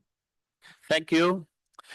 On the 6th of December, the Constitutional Court of Romania annulled the process of the presidential election. The cause of such an important decision was the manipulation of votes caused by the non-transparent use of digital technologies and artificial intelligence in the electoral campaign. But this parliamentary assembly was not there. There was not an electoral observation in Romania. This was a mistake. I asked for sending to Romania an observation next May for the next presidential election. This committee has to claim for this electoral observation in Romania. This information is a huge challenge for contemporary democracies. Without a free public opinion, there can be no democracy. There is no democracy without freedom of information free from manipulation. A decade ago, disinformation became associated with the manipulation of elections through foreign interference. Remember Cambridge Analytica, remember the 2016 US election, remember the Brexit referendum. Today, the global far-right movement thrives on disinformation. The world has been slow to react, but it is finally waking up. Disinformation is a threat that goes far beyond fake news and that continues to grow, creating a massive mad machine. Democracies can not and should not tolerate this degradation of public debate, this mad machine.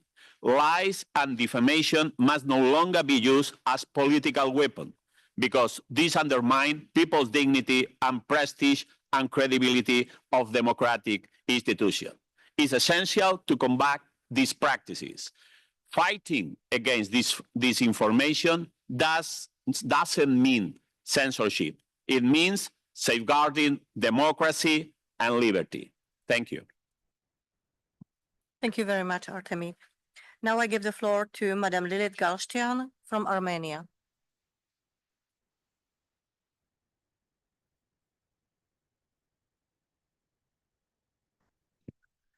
Dear colleagues, I would like to share my grave concern regarding the Armenian hostages, including the political leadership of Nagorno-Karabakh, currently detained in Azerbaijan.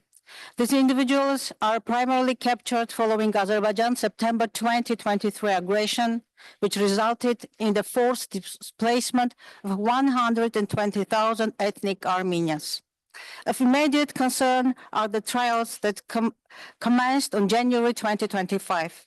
The proceedings have raised serious questions about Azerbaijan's commitment to ensure fair trials despite its obligations under both the European Convention on Human Rights and the International Convention on Civil and Political Rights. The current situation presents several alarming violations. There is compelling evidence that the detainees have been subjected to torture. They face terrorism charges based solely on their Armenian ethnicity. Despite claims of public proceedings, international news organizations have been denied entry. Ruben Vartanyan, internationally renowned philanthropist with no military background, faces trial in a military court with potential sentences totaling 200 years. He has been granted only limited access to his case file. As you are aware, the document of the Copenhagen meeting of the Conference on the Human Dimension explicitly requires OSCE member states to permit international observers from other member states to attend legal proceedings. Given these circumstances, I formally request that the OSCE dispatch international observers to monitor these trials.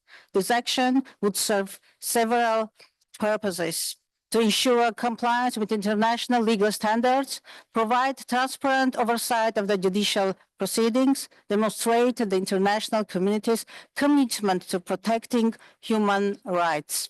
The OSCE intervention in this matter would send a clear message that the international community will not stand silent in the face of human rights violations, and Azerbaijan actions will be subject to appropriate accountability. I thank you. Thank you. Now I give the floor to Mr. Christopher Slagmilder from Belgium. Thank you, Madam Chair. Social media and new technologies have reshaped politics. They create opportunities for democratic participation, but also pose serious risks such as censorship, manipulation, and interference. Social media platforms increasingly engage in politically biased censorship. Right-wing voices are often silenced under the guise of disinformation or hate speech, while left-wing narratives enjoy more freedom. Even Mark Zuckerberg, CEO of Meta, admitted his company censored content under US government pressure.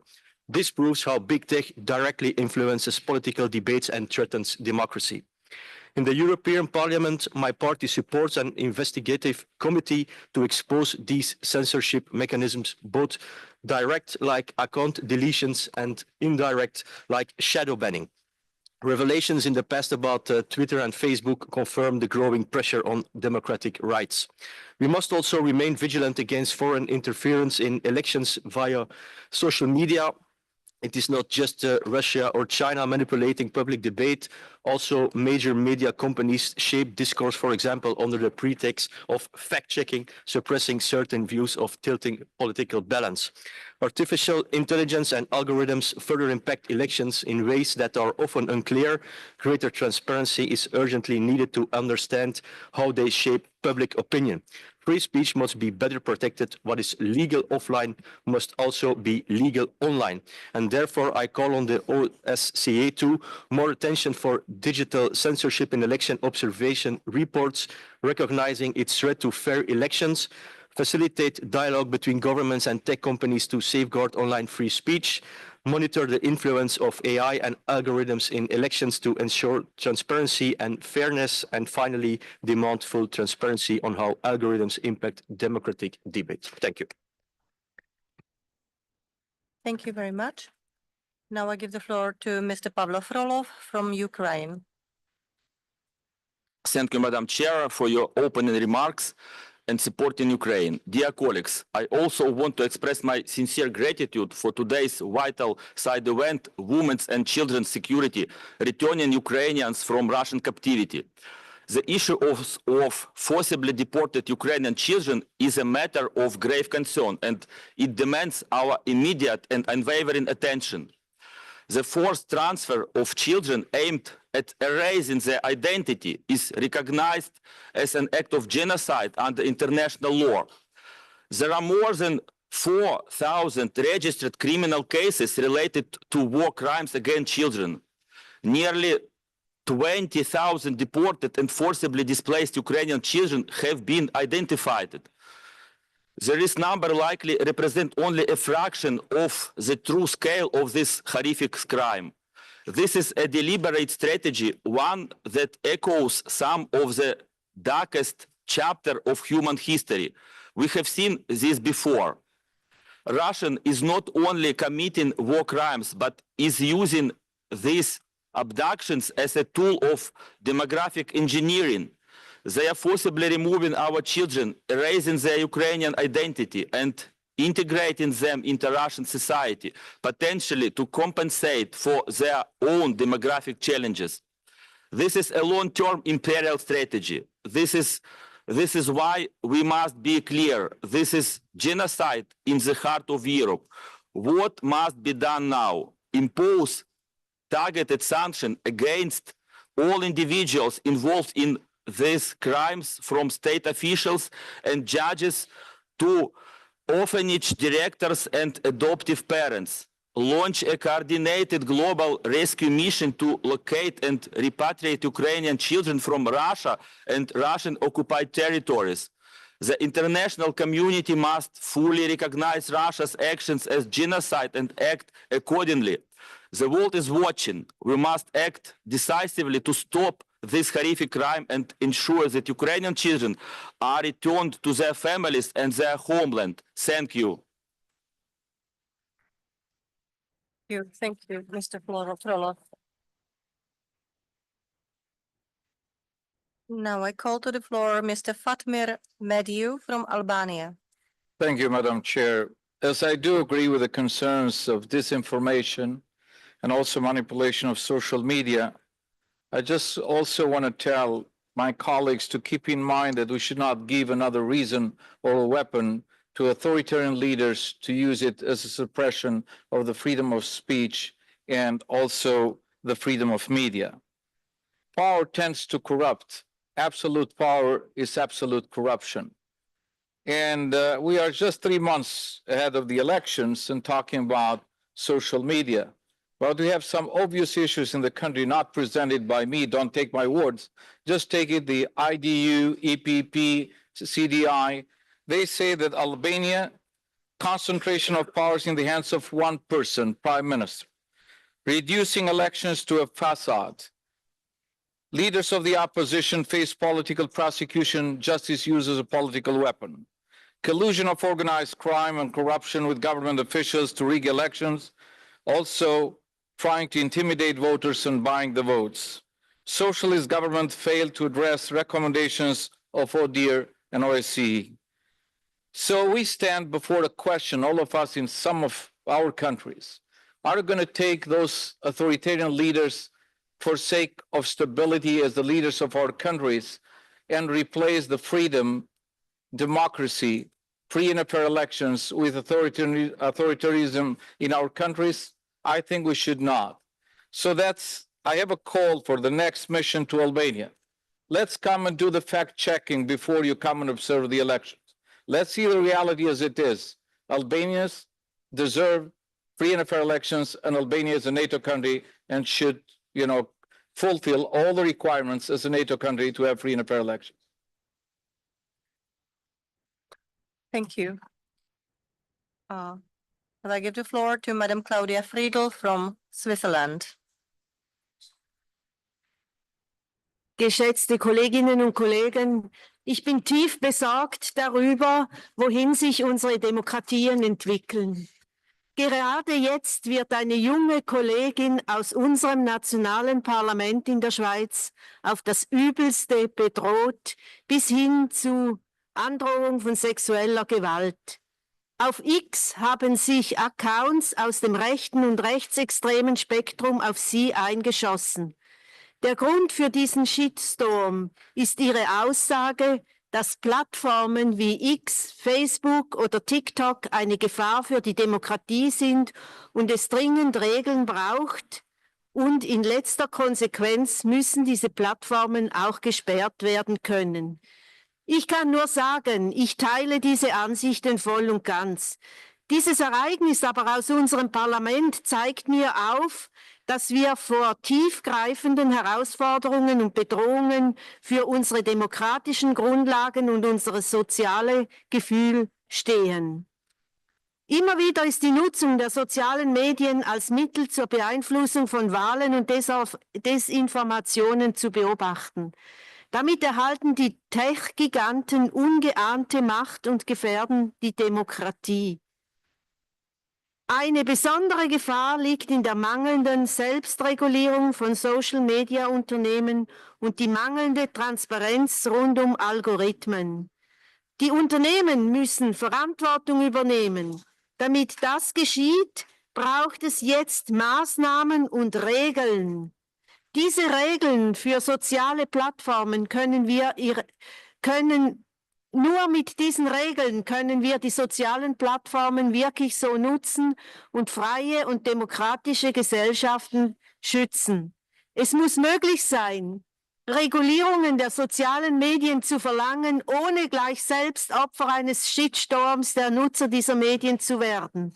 Dafür müssen wir uns mit aller Vehemenz einsetzen. Thank you, Madam Friedl. Now I give the floor to Madam Sevini Fatalieva from Azerbaijan.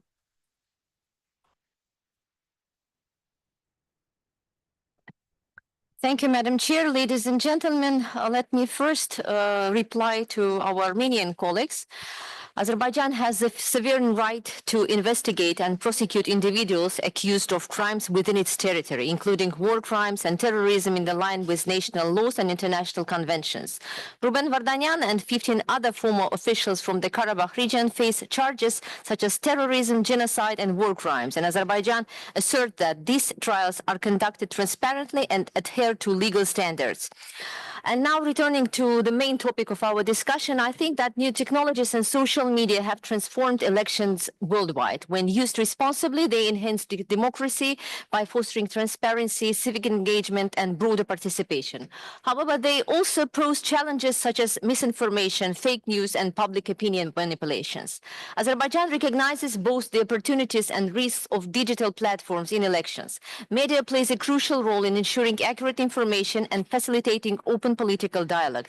Our electoral legislation guarantees equal access to traditional and digital media, promoting fair competition.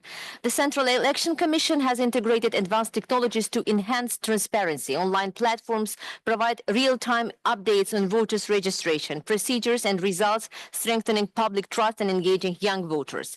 At the same time, social media has become a tool for manipulation, fake news driven by algorithms that prioritize sensational content can mislead voters and undermine democratic institutions. Combating this requires international cooperation while safeguarding free speech. Azerbaijan is actively countering misinformation through digital literacy programs and legal measures against deliberate disinformation while upholding fundamental freedoms. In 2024, for the first time, presidential and parliamentary elections were held across all Azerbaijani territories, including recently liberated areas, the Karabakh region, marking a historic milestone in restoring territorial integrity. And regarding the remarks of Madam Rapporteur regarding my country, I would like to mention that the elections are conducted in my country fairly with well-established procedures, millions of citizens exercising their right to vote. Azerbaijan has a strong, active and independent media and a vibrant civil society actively contributing to public life.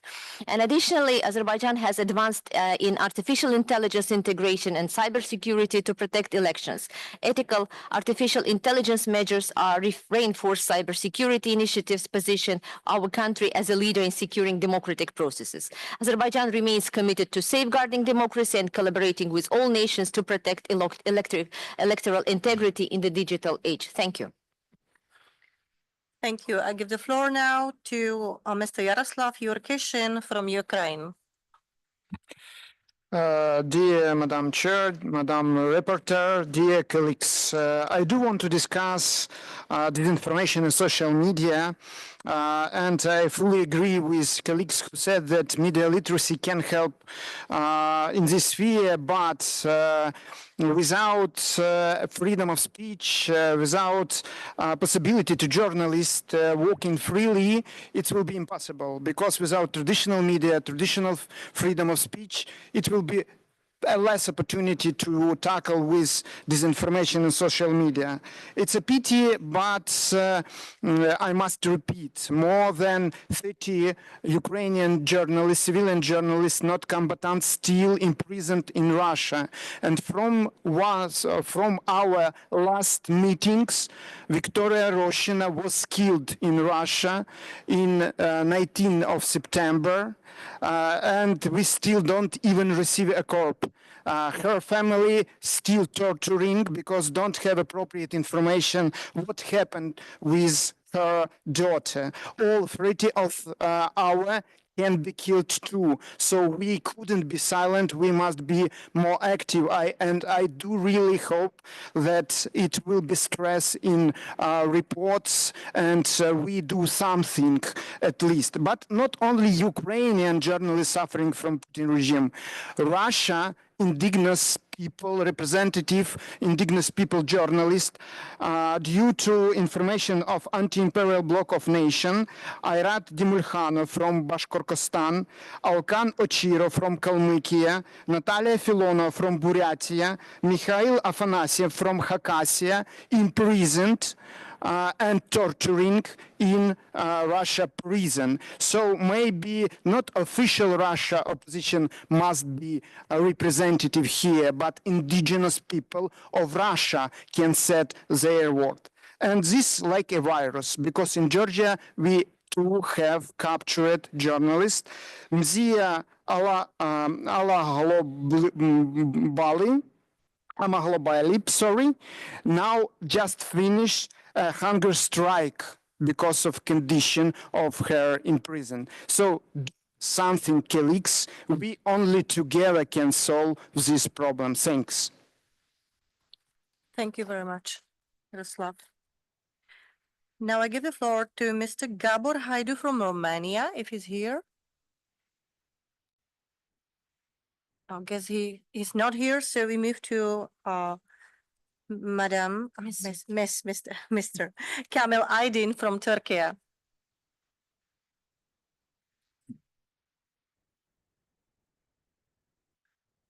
Dear Chair, esteemed participants, In an era defined by digital transformation, the intersection of technology and democracy presents both remarkable opportunities and significant challenges. New technologies have undeniably revolutionized the electoral process. Digital platforms enable greater political engagement, facilitate real-time communication between candidates and voters, and foster a more informed electorate.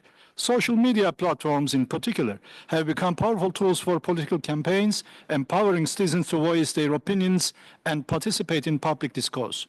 Moreover, online voters' registration systems, electronic voting machines, and data analytics have enhanced the efficiency and accessibility of elections. However, we must also confront the challenges posed by these digital landscape. The proliferation and misinformation and disinformation on social media can undermine public trust in the electoral process. Manipulative tactics such as fake news and deepfake videos can distort public perception and influence voters' behavior. Additionally, the misuse of personal data for micro-targeting voters raises ethical concerns regarding privacy and transparency. Dear colleagues, while taking advantage of the opportunities presented by technology, it is important to prioritize election security and safeguard democratic processes through enhanced digital security measures. To achieve this, we must prioritize media literacy and digital education, ensuring that the citizens can critically evaluate information and navigate the digital sphere responsibly. Regulatory frameworks should promote transparency, accountability, and ethical use of technology in political processes. In conclusion, as we navigate this digital age, let us try to uphold the principles of fairness, transparency, and inclusivity in our electoral processes. By leveraging technology responsibly, we can strengthen democratic institutions and empower citizens to participate meaningfully in shaping their societies. Thank you. Thank you very much. Now I give the floor to Mr. Halil Snopce from North Macedonia. Good. Thank you, Madam Chair. Digital tools have the power to enhance transparency, broaden participation, and strengthen democratic accountability. However, they also pose significant challenges, including the spread of disinformation, threats to privacy, and the undermining of public trust. Social media platforms provide opportunities for candidates to engage directly with voters, facilitating dialogue and encouraging broader civic participation. Additionally, real-time reporting and the live streaming of election processes can strengthen transparency and public confidence. In the last 2 decades, the impact of the social network has resulted in the changes of the political structures in different places all over the world. Nowadays, the level of using of the social networks is so big that their influence in creating the political opinion is inevitable. On February 2025, so this month, there were 5.55 billion internet users worldwide, which amounted to 67.9% of the global population. Of this total, 5.24 billion or 63.9% of the world's population were social media users. Losing of confidence in traditional media will increase the use of social networks. Politicians always try to find new forms of communication with their voters. Nowadays, politics and technology have a very close connection. It cannot be imagined doing campaign without using of social networks.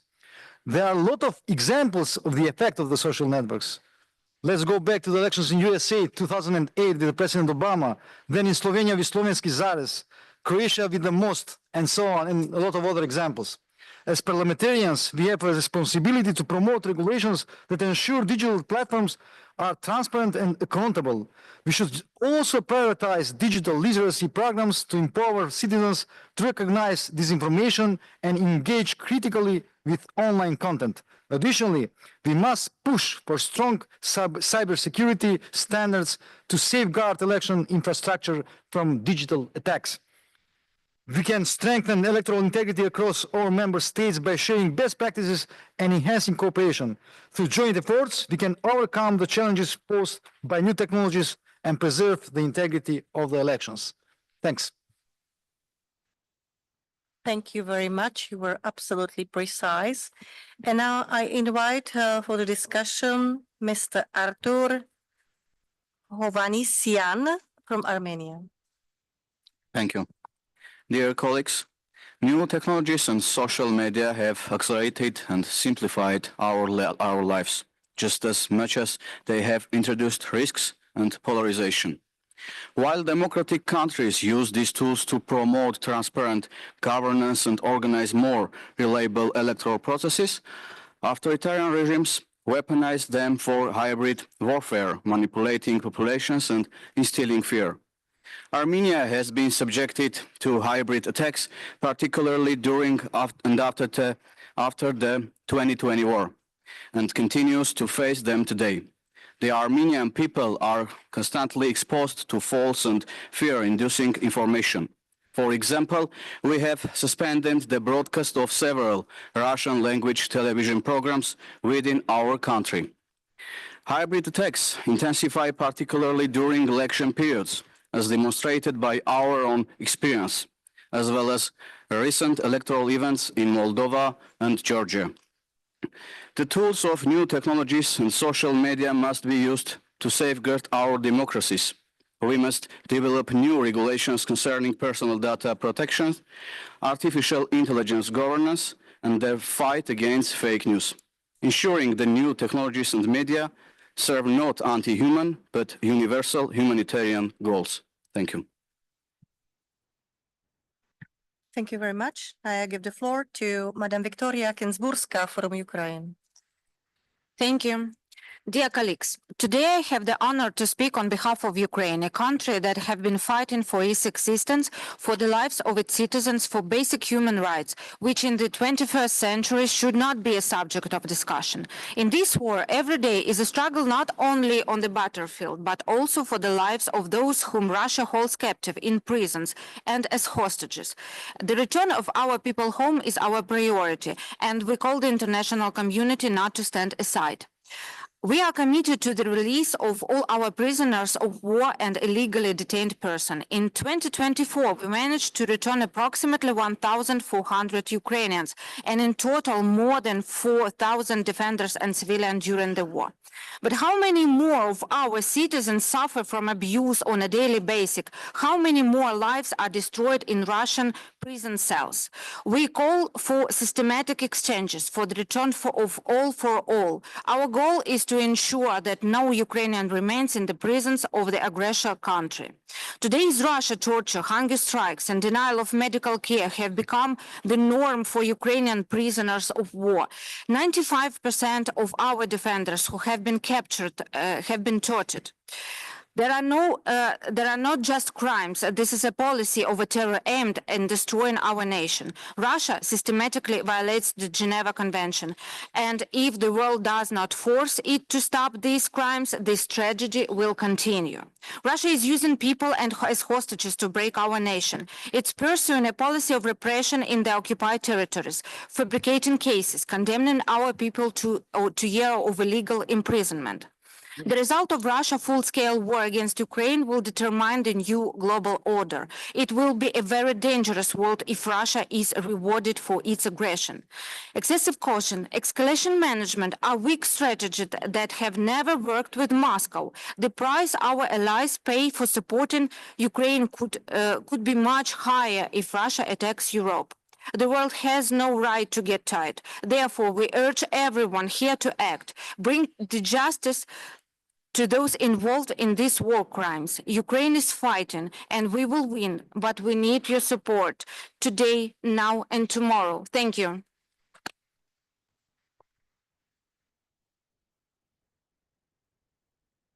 Thank you. Now I invite to the floor Mr. Zvonimir Troskot from Croatia.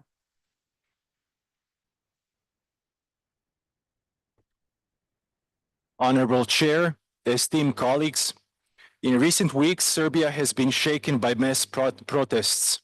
The Serbian people are demanding justice and fundamental rights, yet if the majority faces such struggles, how much greater are the hardships of national minorities? The Croatian National Council in Serbia has repeatedly warned of systematic pressures against Croats, hate speech, intimidation, spread of fear, and institutional manipulation, both physically and through the digital platforms. The most blatant example is the state-sponsored effort to pressure Croats into registering as Bunyevtsi, erasing their national identity. This is a direct violation of fundamental human rights. Serbia has also failed to uphold its obligations under the 2005 Agreement on the Mutual Protection of National Minorities. While Croatia actively supports Serbian cultural institutions, including 40 cultural centers in Croatia, Serbia provides no comparable assistance to the Croatian community. Such one-sided treatment undermines European values and raises serious doubts about Serbia's commitment to regional stability. The political disparity is equally alarming. Croatia guarantees 3 parliamentary seats for Serbs by law, yet Croats in Serbia have none. This contradicts the Madrid Agreement of 1996 and exposes Serbia's selective approach to democracy.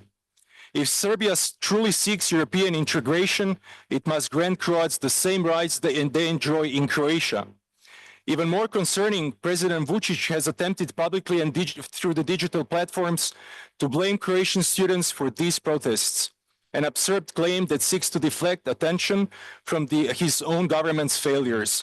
In reality, thousands of Serbian citizens and students are standing up against autocracy, propaganda, and injustice. Croatia remains firmly committed to protecting its national minority abroad, but Serbia too must uphold its commitments. We call on Serbia's leadership, current and future, and our European partners to ensure that the Croatian community receives equal recognition, representation, and protection. Equality is not optional. Rights are not negotiable. The time for justice is now. Thank you very much. Thank you. And now I give the floor to the former rapporteur of this third committee, Mr. Ben Ashur. The floor is yours. Merci Madame la Présidente. Chers collègues, je voudrais en quelques instants vous parler un peu de notre époque et de l'impact colossal que la révolution trumpiste pourrait avoir sur le monde tel qu'on le connaît. Depuis 30 jours, Trump, c'est quoi? Des menaces de guerre commerciale, y compris contre ses alliés historiques. Des ingérences massives à travers des algorithmes programmés pour servir l'international réactionnaire, des ingérences massives dans nos procédures ou nos processus démocratiques. Ce sont aussi des menaces claires et directes contre la Cour pénale internationale et la Cour internationale de justice, des attaques violentes contre les institutions de la justice internationale, et c'est aussi le soutien à la déportation de populations de Gaza, ce qui signifie nettoyage ethnique, ce qui signifie crime contre l'humanité. C'est aussi, depuis 30 jours, la préparation d'un lâchage de l'Ukraine, Ukraine qui est humiliée comme on humilie son pire ennemi après l'avoir vaincu. Et c'est aussi l'imposition d'un deal scandaleux de 500 milliards de dollars et la prise de contrôle de ressources du pays, ce qui revient à additionner un impérialisme à un autre. Et Trump, c'est aussi le président d'un pays dans lequel, désormais, on interdit des livres. Et dans ce contexte d'abandon de toutes les règles et de mise à l'épreuve des alliances historiques, les Européens doivent tracer leur propre chemin et trouver la voie de leur autonomie stratégique en matière de défense, en matière de diplomatie, en matière d'énergie, en matière d'industrie. Ce chemin européen, il est vital, mais il sera d'autant plus difficile à trouver que l'Europe est aussi traversée par des courants politiques qui trouvent des convergences idéologiques avec le Trumpisme. Et ceci pourrait nourrir une forme de naïveté face à l'idée que les États-Unis resteront pour toujours, pour l'éternité, notre protecteur. Donald Trump, aujourd'hui, nous met face à un défi existentiel et historique. Et donc, chers collègues, l'époque du business as usual est révolue. Nos démocraties sont en danger, et peut-être en danger de mort. Nous devons revoir nos paradigmes, et il est temps, je le pense, de prendre notre destin en main. Je vous remercie.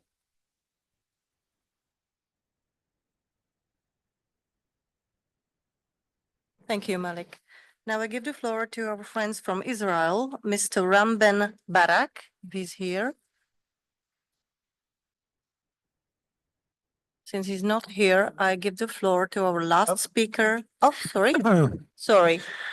This morning, the Bibas family is coming back in a body bags. A mother, a 4-year-old boy, and a 1-year-old baby return home after they kidnap alive. I want you all to remember that. I'm honored to attend in this session on democracy, human rights, and humanitarianism. Today, I want to address the severe violence of human rights against the citizens of Israel. First and foremost, the hostages held in the tunnel of the Hamas terror organization. These hostages are suffering from extra lack of food, eating only a quarter of a pita per day.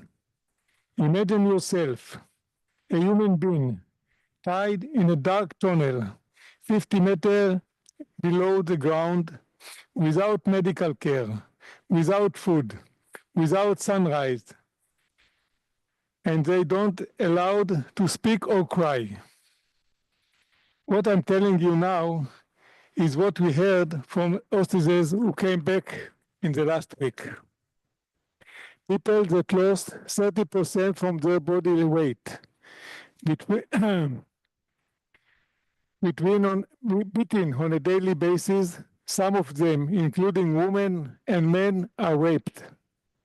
Maybe this is the only place in the world that no one visits the people, including the Red Cross. No one knows if they are dead or alive. Is human rights not the right to dance freely at a music festival without fearing that rocket will run down on you with sunrise? Is human right not the right to sing freedom without the fear the terrorists will come and massacre you? Is human rights not the right to protect a woman sleeping in her home from being brutally raped in front of her children? His human right is not the right of child to be safe from being burned alive in a kitchen oven. And when we speak of human rights, does that not also including the right of the Palestinian who are used as the human shields by a murder terrorist organization, didn't have right to live a normal life? Don't you think that the civilian people in Gaza has the right to live free, security, and not be held hostage by a terror organization, Hamas? We are talking here a lot of human rights, but are we do enough to keep this right to the Israeli and to the Palestinian? I am not sure. Thank you. Thank you very much. Thank you. I'm sorry that I overlooked you. Now I give the floor to our last speaker, Madam Irina Gerashenko from Ukraine. Dear Madam President, thank you very much. Information warfare, and the influence of artificial intelligence on the political landscape are becoming increasing important. Russia uses disinformation and propaganda as tool of hybrid warfare, interfering in election, destroying public opinion, and attempting to weaken Western support for Ukraine through bots and trolls. We have first-hand experience continue this. 10 years ago, we blocked Russian social network Odnoklassnik and Vkontakte, which Russia uses to restrict militants. We were the first to restrict propaganda channels as they conduct no journalism, only lies. Romania has shown effective countermeasures against external influence on political process and elections. In Ukraine, there is a problem with Russian Telegram, where anonymous channels spread Kremlin narratives. We need to find a way to regulate social media to first disinformation, including identify and de-anonymous accounts.